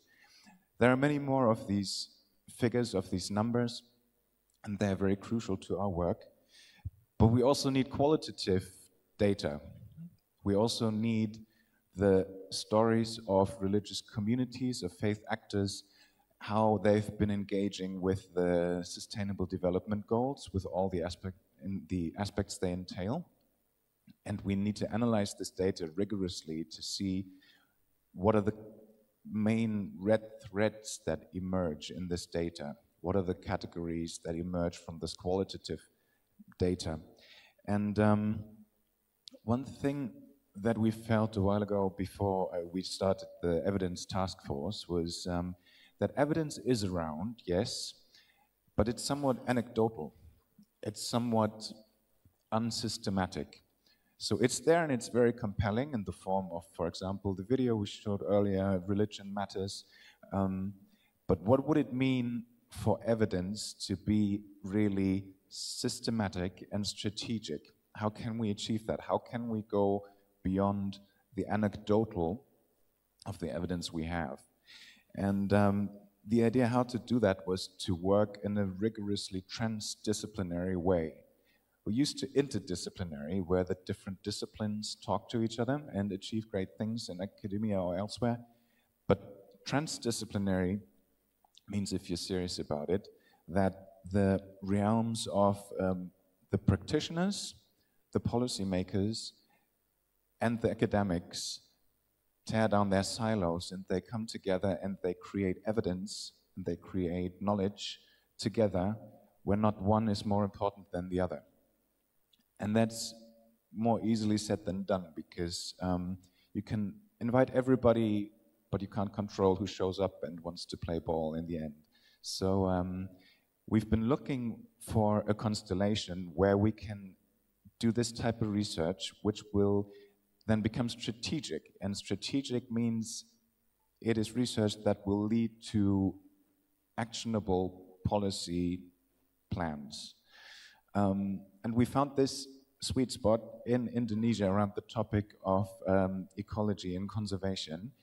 And a crucial ingredient was the Ministry of Religious Affairs. We couldn't have done it without you. And we said, let's not start before we also have the rigorous buy-in from policymakers, and we found to have that here.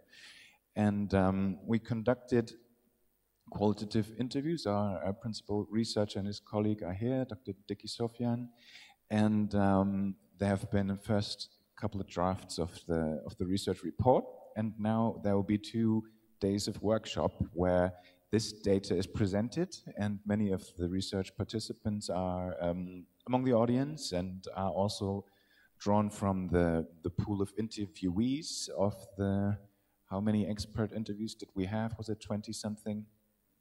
22. And now we will stick our heads together and confront ourselves with the data that we have, and then we won't exactly lock people up until there's actionable evidence, but almost maybe, to, which is a joke. We try to carve out time, and also we're very lucky to have the invitation by Mora to do this with the suitable time and quiet here in Jakarta, to confront ourselves with the data and then stick together until we have agreement on actionable policy points. So this is very exciting, and has been achieved by the Joint Learning Initiative, a think tank based in the United States, and ICRS, the Consortium for Religious Studies here in Indonesia, represented by Diki and his colleague, and funded by PaRD and also by World Vision. And it's a very exciting project that's now coming to a close. What will be next? What does the future hold? That's a good question. What we experienced when we first conceived the project was that there was immense interest. So in the task force meetings, we expected 5 to 10 people, and the Zoom room was teeming with 30+ people interested in what the topics would be, what the countries would be. At the same time, when it came to fundraising, it was a moment where seemingly everywhere globally funding was tight. So we have one country case now. There could easily be 3 next ones, and there could easily be 1 per year if we have those 3 basic ingredients together, that in one country there's the buy-in from academia, from practitioners, and from policymakers to keep it strategic instead of anecdotal. So that's where the evidence task force is at the moment, and if you catch me on Thursday, there will have been exciting new developments. It's really a very interesting moment just right now, these couple of days. Thank you very much.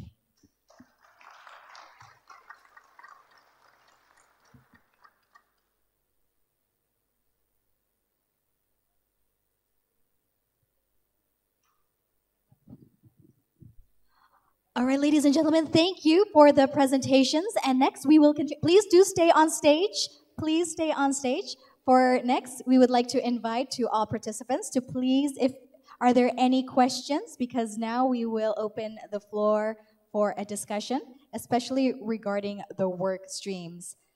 Are there anyone in the audience and also participants who would like to propose a question or probably also share their experience and also their views with us all? Once again, ladies and gentlemen, we will invite. Are there anyone who would like to propose a question or probably gain a deeper understanding about the work streams? Right, it appears that we may, oh wait, there is one who would like to propose a question to the committee, please, for the microphone. Wait, in this case, I will approach. Please do introduce yourself, state your name and also your institution and also your question.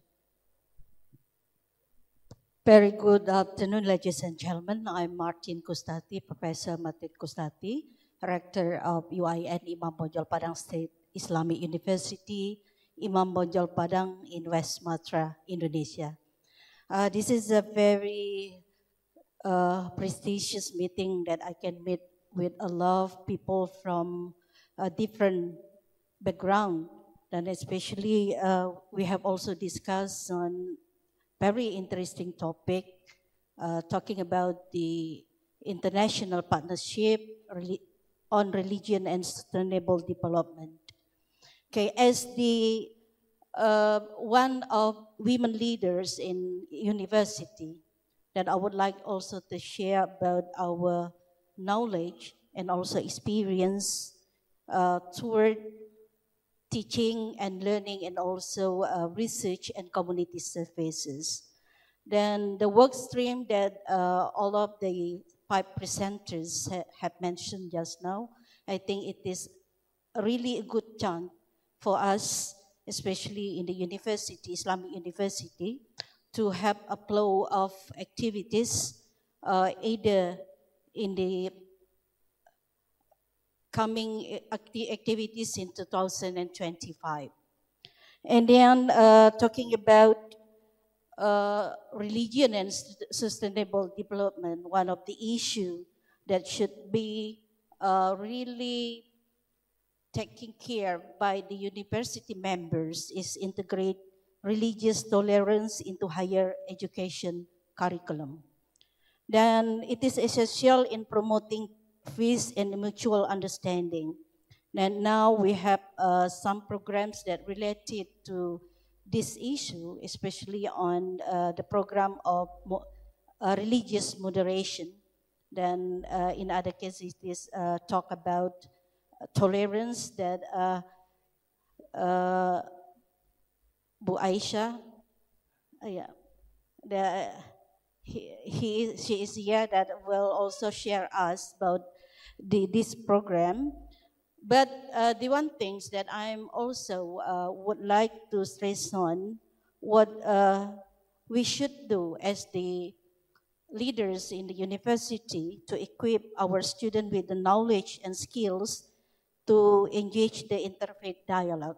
Although we have programs of departments of interfaith dialogues, but since the students doesn't have enough or sufficient platform to discuss about this issue, possibly in part meeting, so we also will collaborate.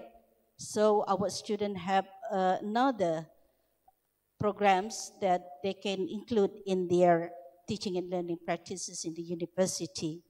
Then, as the university also, it is not only talking about teaching and learning, but also we have research. Then we are interested on the issue of stunting, that related what you have mentioned about food security just now, that ensure all people across sufficient food and also safe and nutritious food. So the programs of pre-meals, which is also started by our new president, Mr. Prabowo, is highly important for sustainability from religious perspective, actually.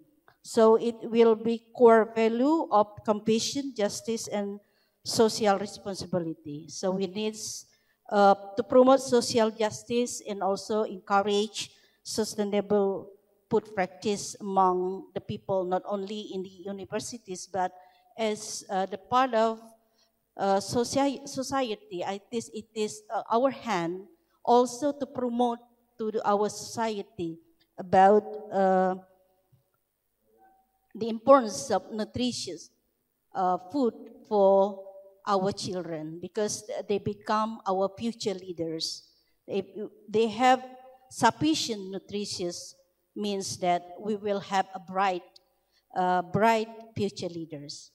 Then this is also should be integrated in our curriculum.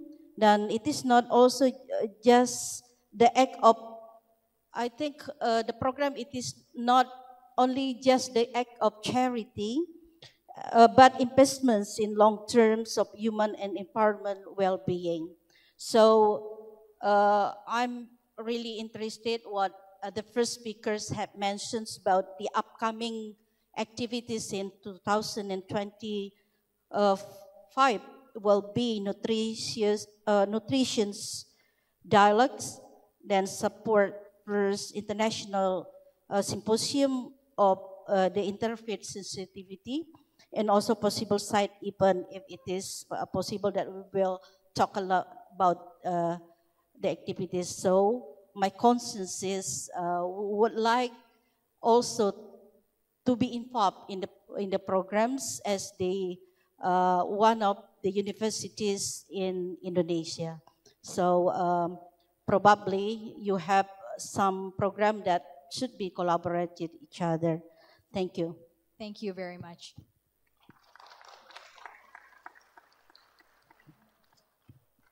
Yes, thank you for your sharing of experience and also expertise. And please, you may now respond. And there, yes, we will now also prepare a microphone, but please do respond to Thank you very much. Question. So I think there were lots of good points you were raising, and it also triggered a few things I'd like to also inform you about, I think, which is important. So first of all, I mean, you spoke a lot about young people in the university as well, right? So what's very important for us in PaRD as well, that even in our steering board, we are trying to be very diverse. So for example, we also have a youth representative.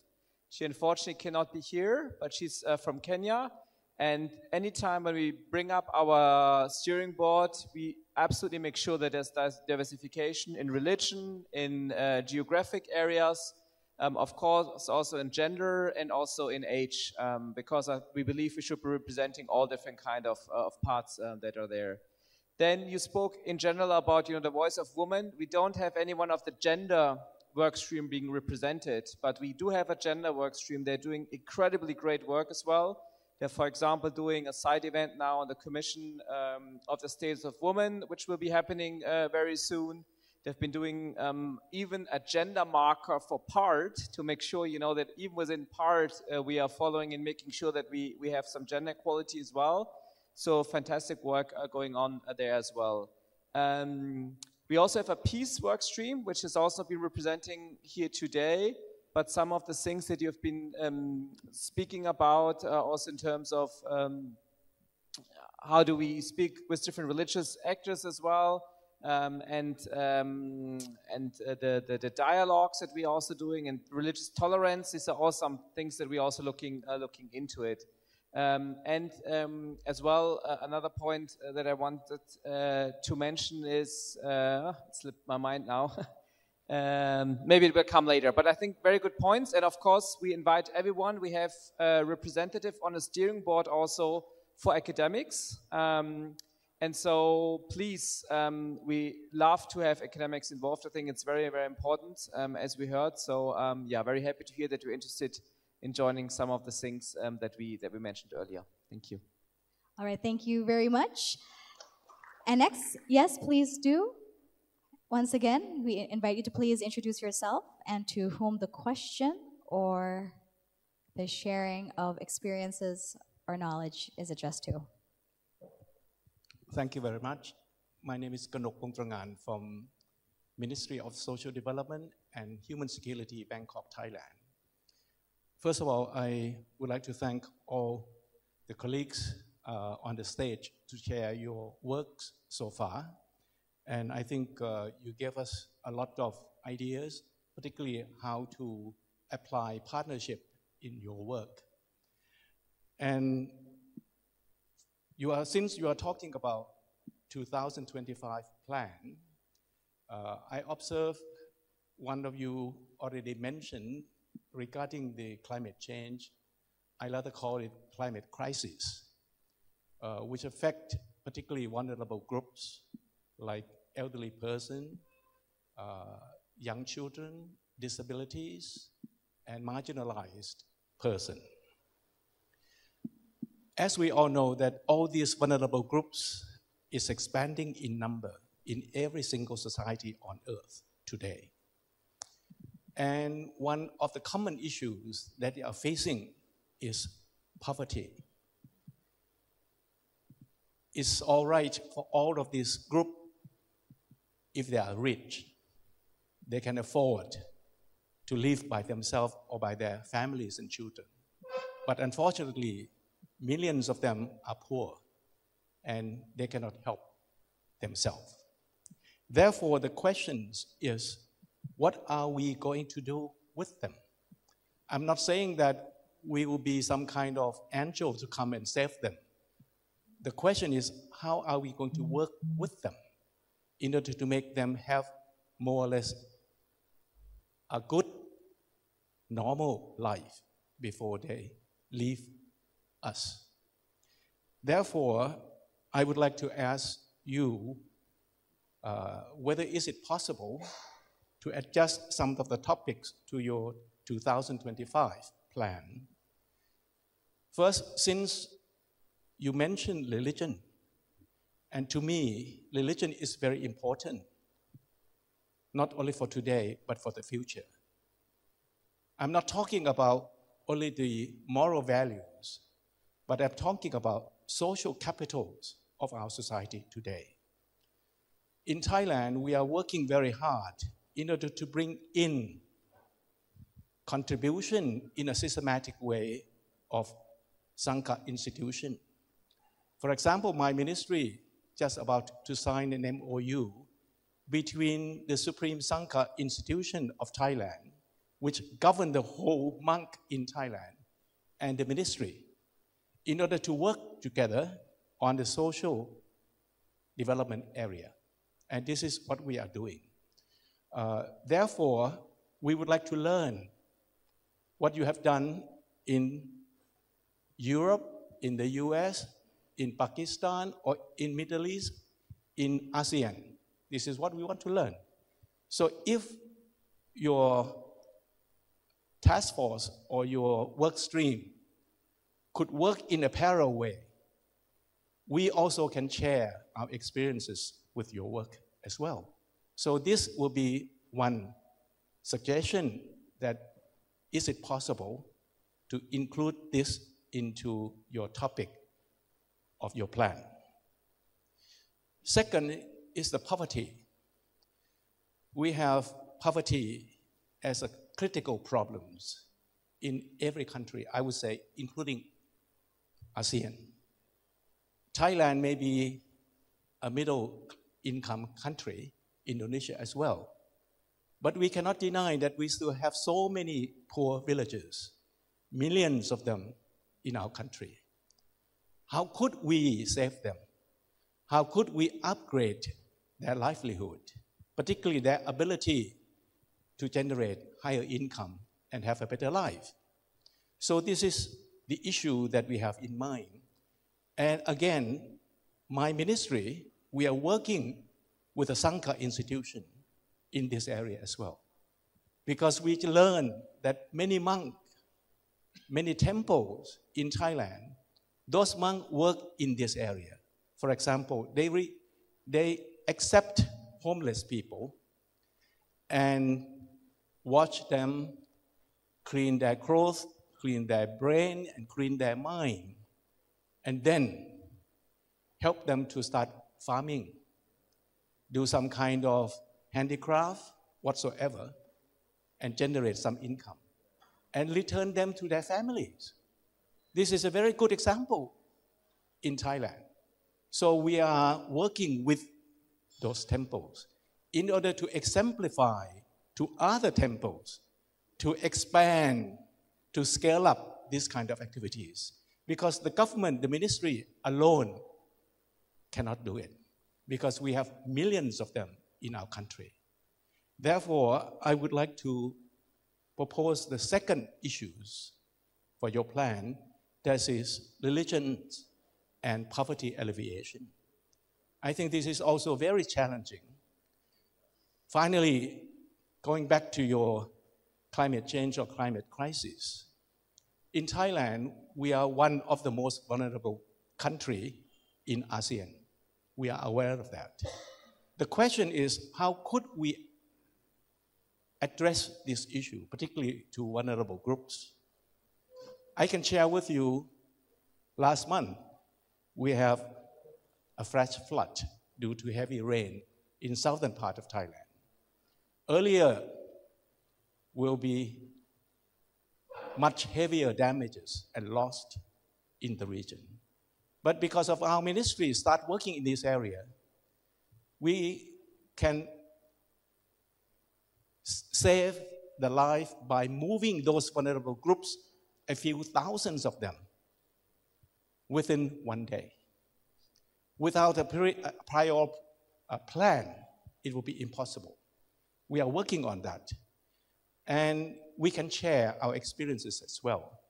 Therefore, I believe that climate crisis is very critical to our region.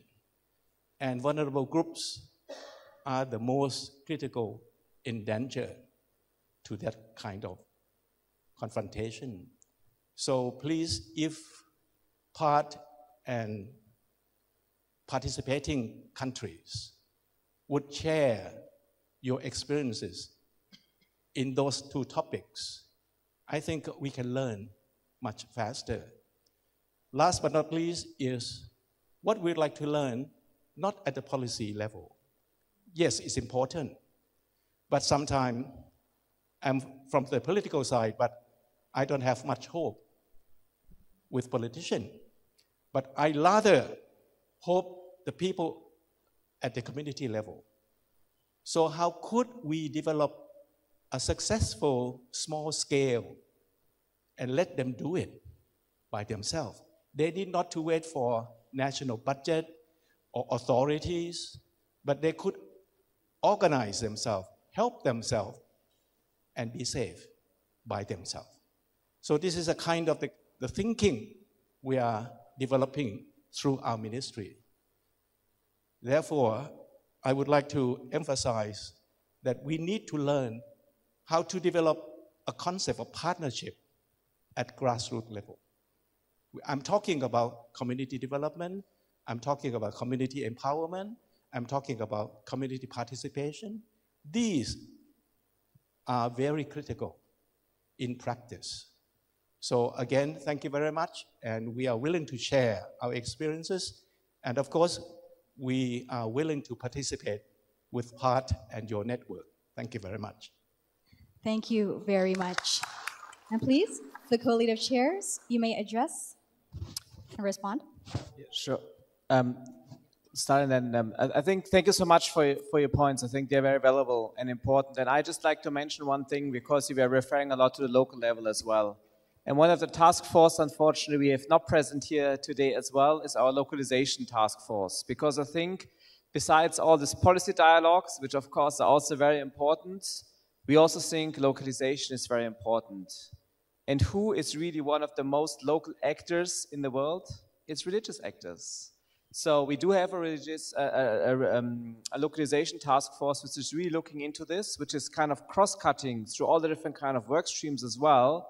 So we can really also give the people, the poor people that you refer to, a voice in part, but also, you know, make sure that we have this learning that you also emphasized on, learning from each other and bringing synergies, because I think that is also something which is very special about PaRD. Since we have such a diverse network, you know, we can bring actors together that didn't know that they're actually maybe working even in the same area, and by bringing them together, combining their forces, which I think is also very, very important. So thank you for your good points.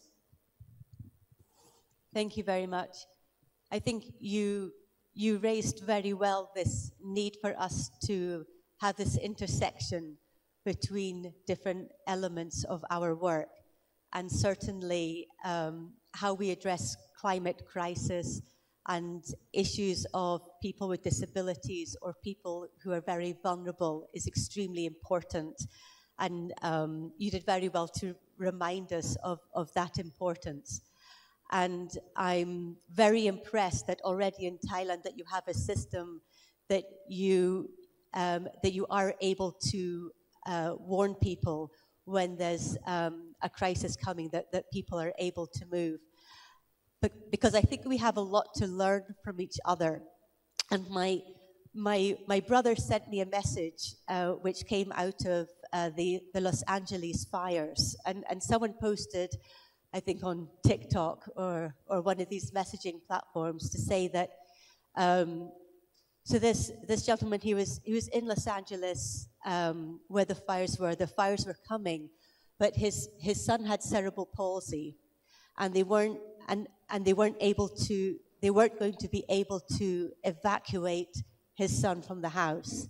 So the father took the decision to say, well, I cannot leave my child at home alone to die, so I will stay with my child and we will die together. And this is the last, message that this man sends into the world. And it makes me cry to think about it, because I think that if this is a situation and a circumstance that we have in the US, how greater the challenges are going to be in other parts of the world.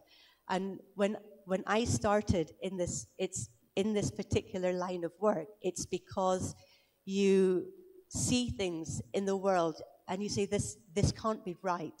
It can't be right that somebody is in this position. It can't be right that a child goes to school or can they go to school, but people don't have clean water to drink or enough food to eat.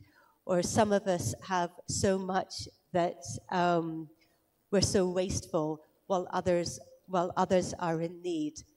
And I think that we have a lot to learn from each other, but not just to learn, but to tackle those injustices.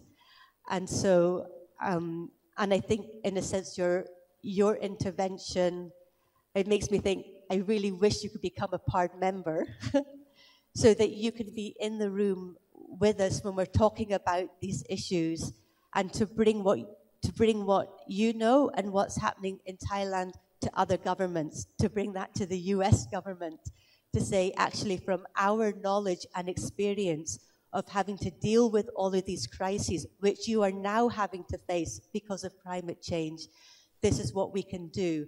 And I think that one of the things which is perhaps really unique about PaRD, it's about bringing together all of these different actors, government, UN, civil society, from this faith-based perspective, in a spirit which is not to be combative. We don't.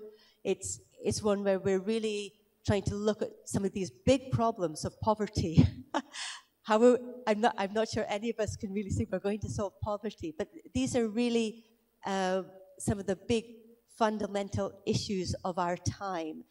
And PaRD is a collaborative space where perhaps, at least maybe for a few people, we can start to make some kind of change and some kind of difference. So thank you very much for that intervention, and we look forward to continuing the conversation. Yes, thank you very much, and we will continue, of course, as you mentioned before, to discuss together and tackle issues through collaboration. Please do, and probably since due to the limited time available, this might be the last question for this session, but we will have another discussion session after this. Please do state your name and also your question. Yes, thank you. My name is Budi. I'm from the SDGs National Secretariat of Ministry of Development Planning, Indonesia. I would like to share about related to the contribution of religion or faith-based organization to SDGs. So actually, Indonesia considered as the most generous country in the world, according to Charities Aid Foundation, 7 years consecutively. And if we see the potential of the zakat, zakat is the philanthropic giving of Muslim. So it's around $22 billion per year. And then if we see the achievement of SDGs, so if we see the word actually, so it's quite gloomy because the achievement only 17%. And Indonesia, we quite okay, 61.4%, something like that, more than 60%. And then if we compare with other countries related to the commitment of achieving SDGs, so Indonesia is quite high in the world, in the 7th rank, and in Asia Pacific is in the 1st rank.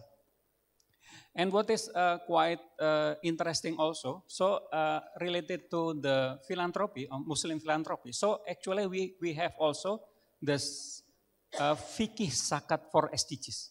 So it means that the philanthropy of Muslim, and then how they deliver through the Islamic teaching, and that is relates to the SDGs. And we already also the guidance. The guidance related with indicators that is related to the zakat, something like that.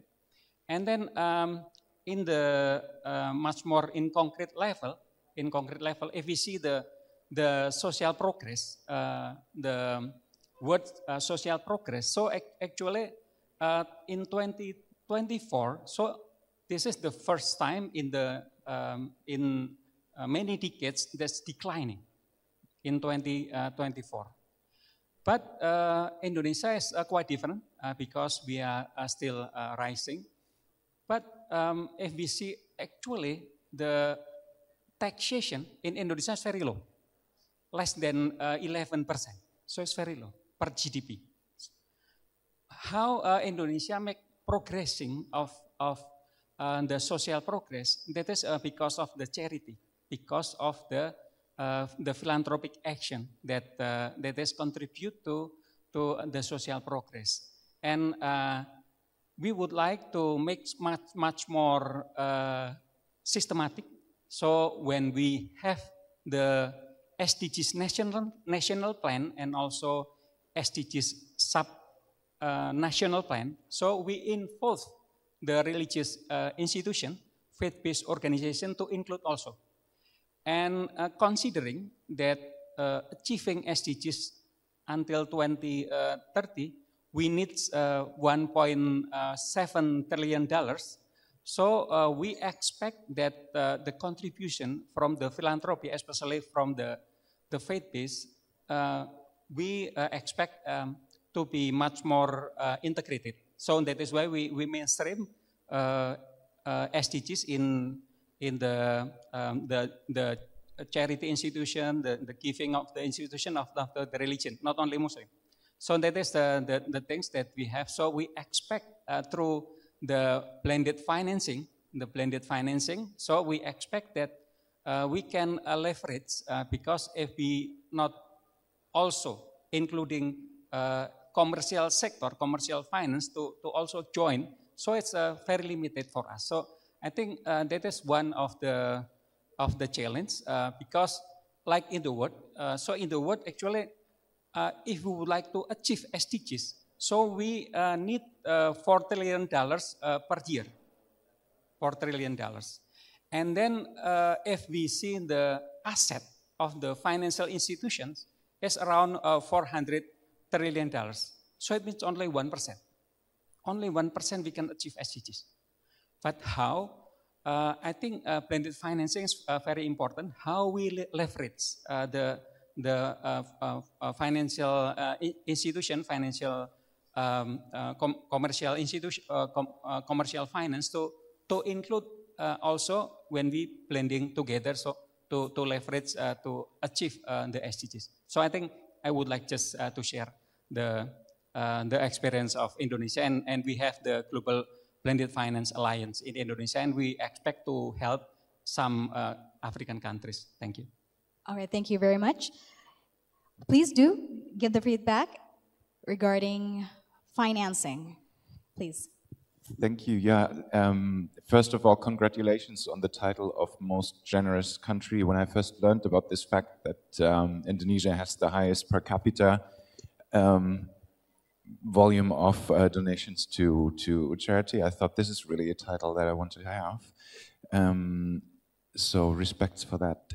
What I wanted to say is that the aspect of sustainable financing is one of the red threads that's emerging from our evidence project, and I would really encourage you and ask you to keep in touch. It would be great to have your view on what's coming out of the report, what's coming out of the consultations over the 2 days, Tuesday and Wednesday. Maybe we can keep in touch on that. Thank you. All right, thank you very much for the responses, also for the discussion. Please give a round of applause to all those who proposed the question, but most of all, please give a round of applause to PaRD's Workstream's co-lead who has shared their experience and also expertise with us. Please give a round of applause. Thank you, ladies and gentlemen, and you may now return to your seats. And once again, we will continue our discussion session later on because we will have a focus group discussion or a bilateral talk session later after the next agenda, ladies and gentlemen. And once again, we have discussed together and also emphasized on the importance of collaboration through the work streams, especially to develop inclusive policies, the research that has been done, and also to give practical solutions, which of course integrate faith perspectives into global development efforts. And of course, PaRD, as mentioned numerous times before, brings together governments and also intergovernmental organizations, faith-based actors, and also civil society actors to collaborate together. And this, of course, with a focus on integrating religious perspectives into achieving the Sustainable Development Goals, or SDGs, by the year 2030.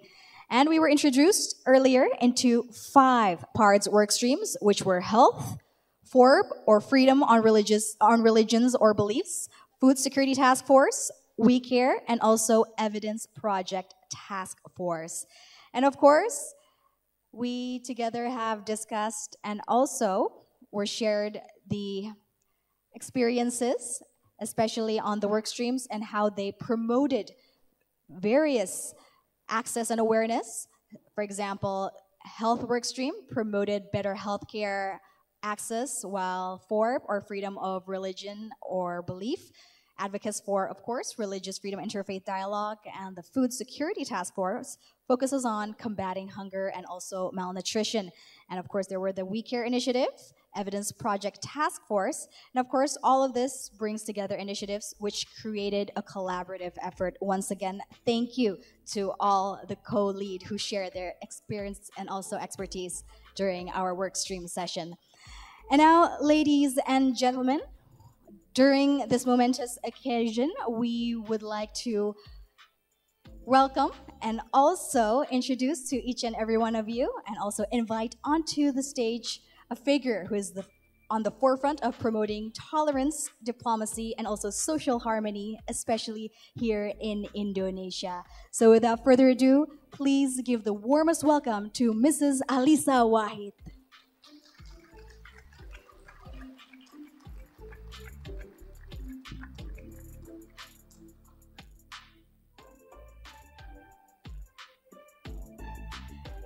Selamat sore, good afternoon. Mbak Alisa, please do take a seat.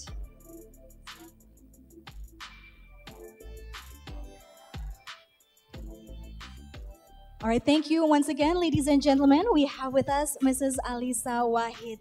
And Mbak Alisa, without further ado, we want to know more about your experiences, and probably we want to know more about your views first regarding PaRD. Okay. Assalamualaikum warahmatullahi wabarakatuh. Good Assalamualaikum wabarakatuh. evening, early evening, late afternoon, well, whatever the time of the day. Welcome to Indonesia, to all the delegates. I see some familiar faces here. Thank you for taking the picture, Novan. Actually, I have never been directly involved in PaRD program. I was invited twice to come to PaRD conferences. The first one in 2022 in Bali. I was not able to come because I was in the Religion 20. And then the last time it was in Brasilia, I was able to come online. Let me introduce myself first. I'm Alisa Wahid. I'm from Gus Durian Network Indonesia. This is probably the largest multi-faith or interfaith based grassroots level organizations in Indonesia. We have our religious leaders who are also part of the Gus Durian Network. We operate in 150 cities across Indonesia and other places. So in this network, we bring youth and the senior religious leaders to come together and work on democracy, human rights, and well-being. And the last project that we have just launched is actually, we call it Jagat. Jagat is Earth. This is about a religious network for environment and tolerance. Jaringan agama untuk jaringan agama jagat. Jaringan agama untuk menjaga lingkungan dan toleransi. This is the last one, where we create a platform where the youth leaders from different religious background can learn directly from the senior religious leaders. So I'm also part of Nahdlatul Ulama. Nahdlatul Ulama is the biggest Muslim organization in Indonesia. I'm actually probably one of the evidence that religious-based organizations can also move forward in gender justice, because after 96 years since its founding, I am the first female chair within the organization. In Nahdlatul Ulama, we cater for 56% of the Indonesian Muslims, so it's around 100 million people in Indonesia. So I am responsible for programs on well-being and environment. And the last one is specifically for here, because this is the Ministry of Religious Affairs. In the Ministry of Religious Affairs, I am part of the expert team for religious moderation program. I have been with the previous minister when we devised the program, and we have been, I would say this is, if we talk about the best practice of Indonesia in keeping the religious harmony, the Indonesian experience of promoting religious moderation is actually one of the best in terms of the social impact that it has achieved. It started in 2019, the program. And since 2023, we have seen a decrease in religious-based conflicts, religious-inspired conflicts, and some media, the biggest media in Indonesia, usually they have this measurement of the satisfactory index of the people for the government's performance, right? So in Indonesia, we have the biggest daily in Indonesia. It's Kompas. Kompas always do a 3-monthly review on the performance of the government agencies. And since 2023, 2023, up until now, the highest index of satisfaction of the public is actually on the government effort to foster harmony, religious harmony through the religious strengthening, religious moderation program. So it is widely accepted by the people, not only, like you mentioned about how to bring the government and the civil society and also the academics on tackling issues. For this one, we are fortunate that the commitment of the government is really strong. The religious moderation program is a government program, but it involves all the stakeholders. And by this year we are going to implement the religious moderation program outside of the Ministry of Religious Programs, involving all other ministries. So we have already launched the National Secretariat for this. So this would be, I would say, one of the best practice that Indonesia can contribute to the world. Yes. That's and Mbak Lisa, speaking of Indonesia's contribution to the world, as mentioned before, Indonesia has a slogan of Bhinneka Tunggal Ika, yes, which means we are very diverse, we are a very plural nation. From your experiences, especially, what can we share to the world, especially in terms of tolerance and also in promoting sustainable development, in which we all here are discussing to be able to achieve in 2030? Yes. So we all understand that religious communities have certain characteristics that can be advantage for all kinds of challenges.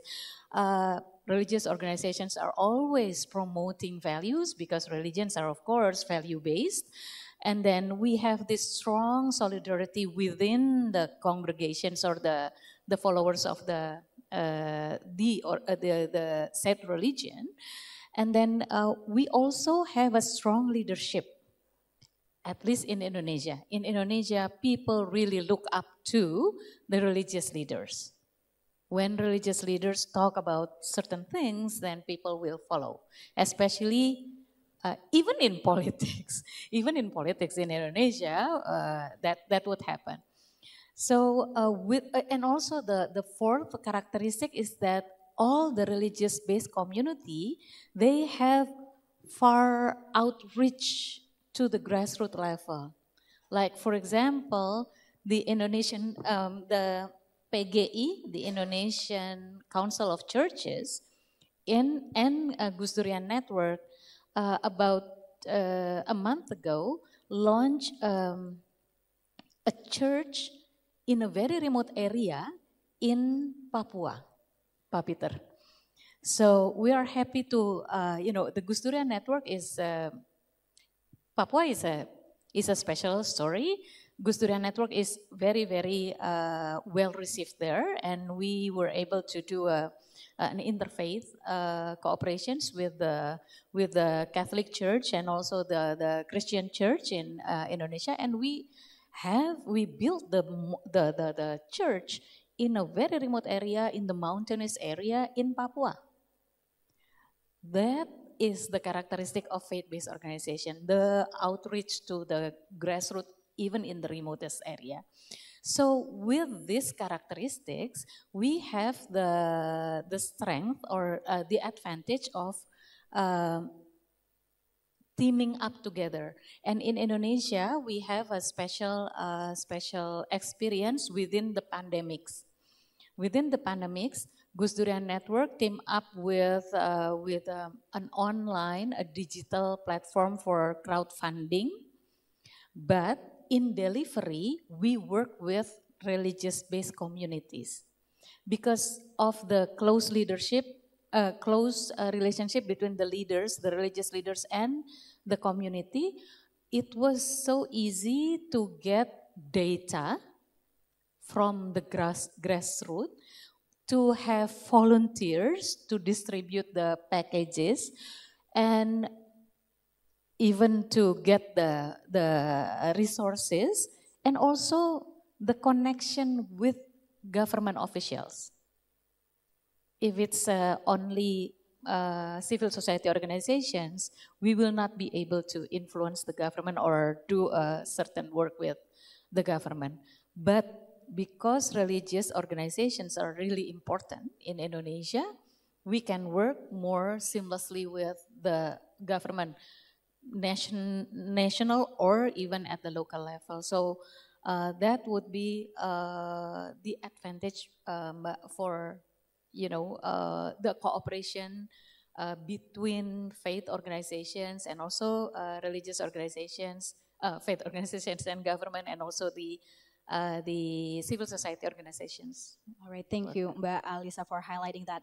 And we'd like to also highlight and probably mention, to some of those of you who do not know, Mbak Alisa Wahid is the daughter of the late, yes, President Abdurrahman Wahid, the 4th President of Indonesia. Yes, you may give applause. Was also a very well-known figure, especially in promoting tolerance in our country, in Indonesia. And Mbak Alisa, looking back and of course looking forward, what do you think are the biggest challenges that we have yet to overcome, and what do we need to put our minds together, especially starting today? For religiosity in itself, or goal 16, I forgot to mention, so up until now I'm still the SDGs ambassador for the government of Indonesia, within Indonesia. So for goal 16, peace and strong institutions and justice, we still have this challenge of confronting ultra-conservatism, polarization, religious-based polarizations, and locally based, local-based conflicts, because in Indonesia we still have that. We have the decrees, but we still have that. Like for example, we have the majority-minority tension. So if it's in East Nusa Tenggara, the majority is the Christian, but in Sumatra Barat, the majority is the Muslim. So the perspective of majority rules, this is the oversimplifications of democracy, of course, but the mindset that majority rules always put the minority, religious minority, in a vulnerable situations, in a vulnerable position. So we still have those issues. Ultra-conservatism, especially religious conservatism, is of course directly related to the status of women and children, directly. One of the indicator of ultra-conservatism is how the community treat the women and the children. And if we have a rise of ultra-conservatism, usually we will have a higher increase in domestic violence and sexual violence, gender-based violence, and also problems within the parenting context. So this would be the challenges. And also, I just learned that there are diseases, preventable diseases that Indonesia has been free of for several decades, that we are now learning that there is new cases on that. Like we found a case of polio, but Indonesia has been free from this disease. But because of ultra-conservatism, religious-based ultra-conservatism, people tend to disregard vaccinations because they don't believe in vaccination. And of course, about the reproductive health issues, the provisions of services for the women and the children, all those kind of things are still directly influenced by religiosity and ultra-conservatism within the society. So this is the things that we still need to, to accelerate our work on, because we are still not in the same stage. Yeah. So that's why we have. We're to work still together. catching up. We're still catching up. We're still and catching. There's still time. Yep. Mbak Yes. Lisa. Yes. All right. Anything you'd like to add to wrap things up on a final note, on final message? The only thing is that the sentence that also I said in the film, that the question is how to bring the religious leaders and the religious communities to source religions as the key to move forward with the global goals and all these challenges at the grassroots level. So policy is really important, but most important is how we translate that into work. I learned from my mentor that there are 4 layers of work. The first one is, of course, to be reactive, addressing the cases, but that would not lead to sustainable change.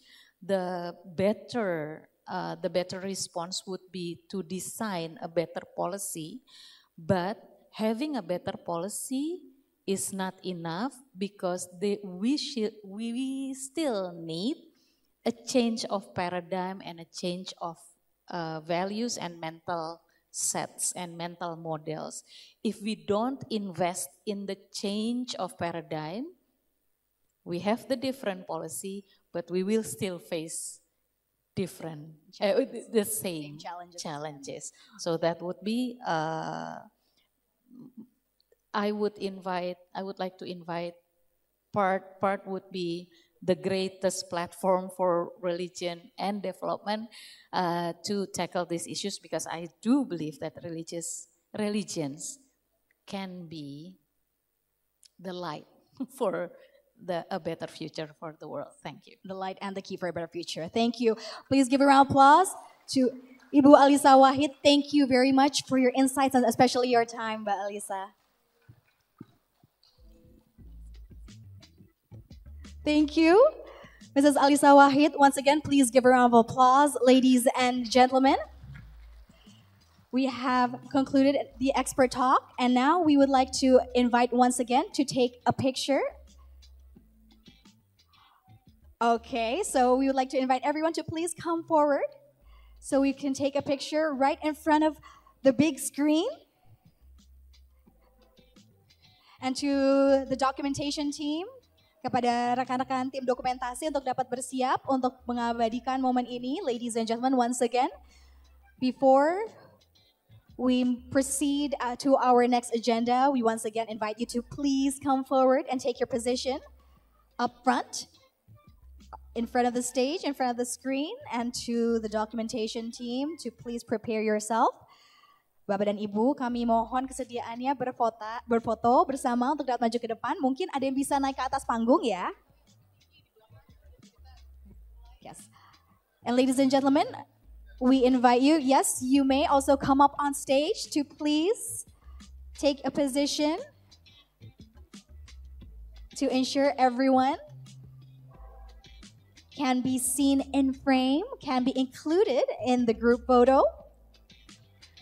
To the documentation team and also committee to please also help arrange the positions of all participants.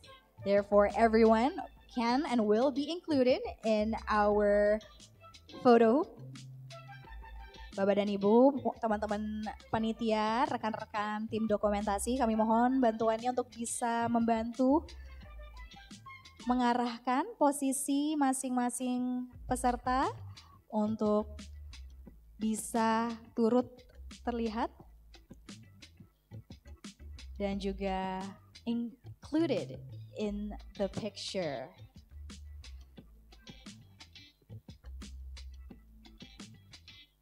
Oke, boleh tunjuk tangan untuk kamera utama. Tunjuk tangan kamera utama, oke. As you can see, the photographer who have just waved his hand will be the main camera. So please smile, give your best smile, and also look directly into the lens. Wait, we are not ready just yet. Mohon ditunggu rekan-rekan dokumentasi. Kita masih akan bersiap terlebih dahulu. Yes. Have we included everyone? Is everyone ready for the picture? Okay, wait in just a moment. Please do keep that wonderful smile and look into the camera. We're still waiting. Belum, sebentar lagi. Okay, sudah. We will begin with the countdown. 3, 2, 1. Once again, as we did at the beginning of the event, please clench your fists. Boleh mengempalkan tangan, please clench your fists. Sebagai semangat to show our collaborative spirit. Ready everyone? 3, 2, 1. All right, we got the pictures. Thank you very much. Please give a round of applause for each and every one of you, and you may now return to your seat. Thank you, ladies and gentlemen.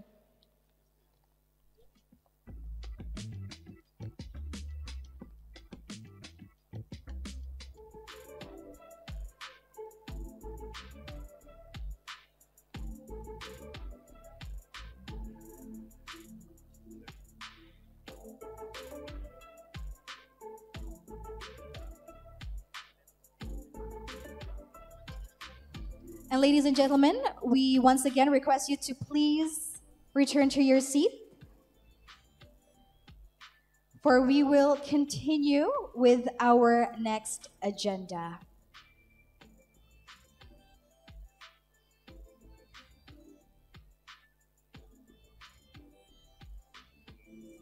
Once again, ladies and gentlemen, thank you very much for the photo session. We invite you to please kindly, once again, be seated in your seats, because next we have another special session, ladies and gentlemen. Therefore, please once again return to your seats. We'd like to remind you that we still have another agenda. Therefore, without further ado, I would like to invite once again and pass on the microphone to Mr. Kushwan Singh. To Mr. Kushwan Singh, we invite you to please come up on front and also lead us for our next session. Please, Mr. Singh. Ladies and gentlemen, once again, we hope you are still seated, for we will continue to our next agenda. Yeah, thank you. It's not a session. Can you just please, I know it's difficult now, but we just need, this is the longest session on planet. We just need 45 seconds. So, okay, please. I just want to say thank you on behalf of our team to the team of the Ministry of Religious Affairs Indonesia, because this event is only possible because of the commitment of this ministry, because of the commitment and the understanding of the importance of the topic by the Indonesian government. So we just want to say thank you. It says merci, which is French, but actually French, at least this term, has become a universal language. I know my team is laughing and Berthold is laughing because they know even in GIZ I'm known to bribe people with merci chocolate. So it's some sweet for the whole of the team. Thank you so much, Ina, and I'm handing it over to you. Thank you, Ina.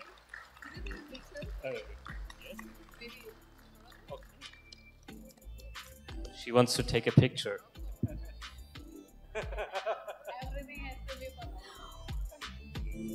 What a sweet moment. Yes, please do.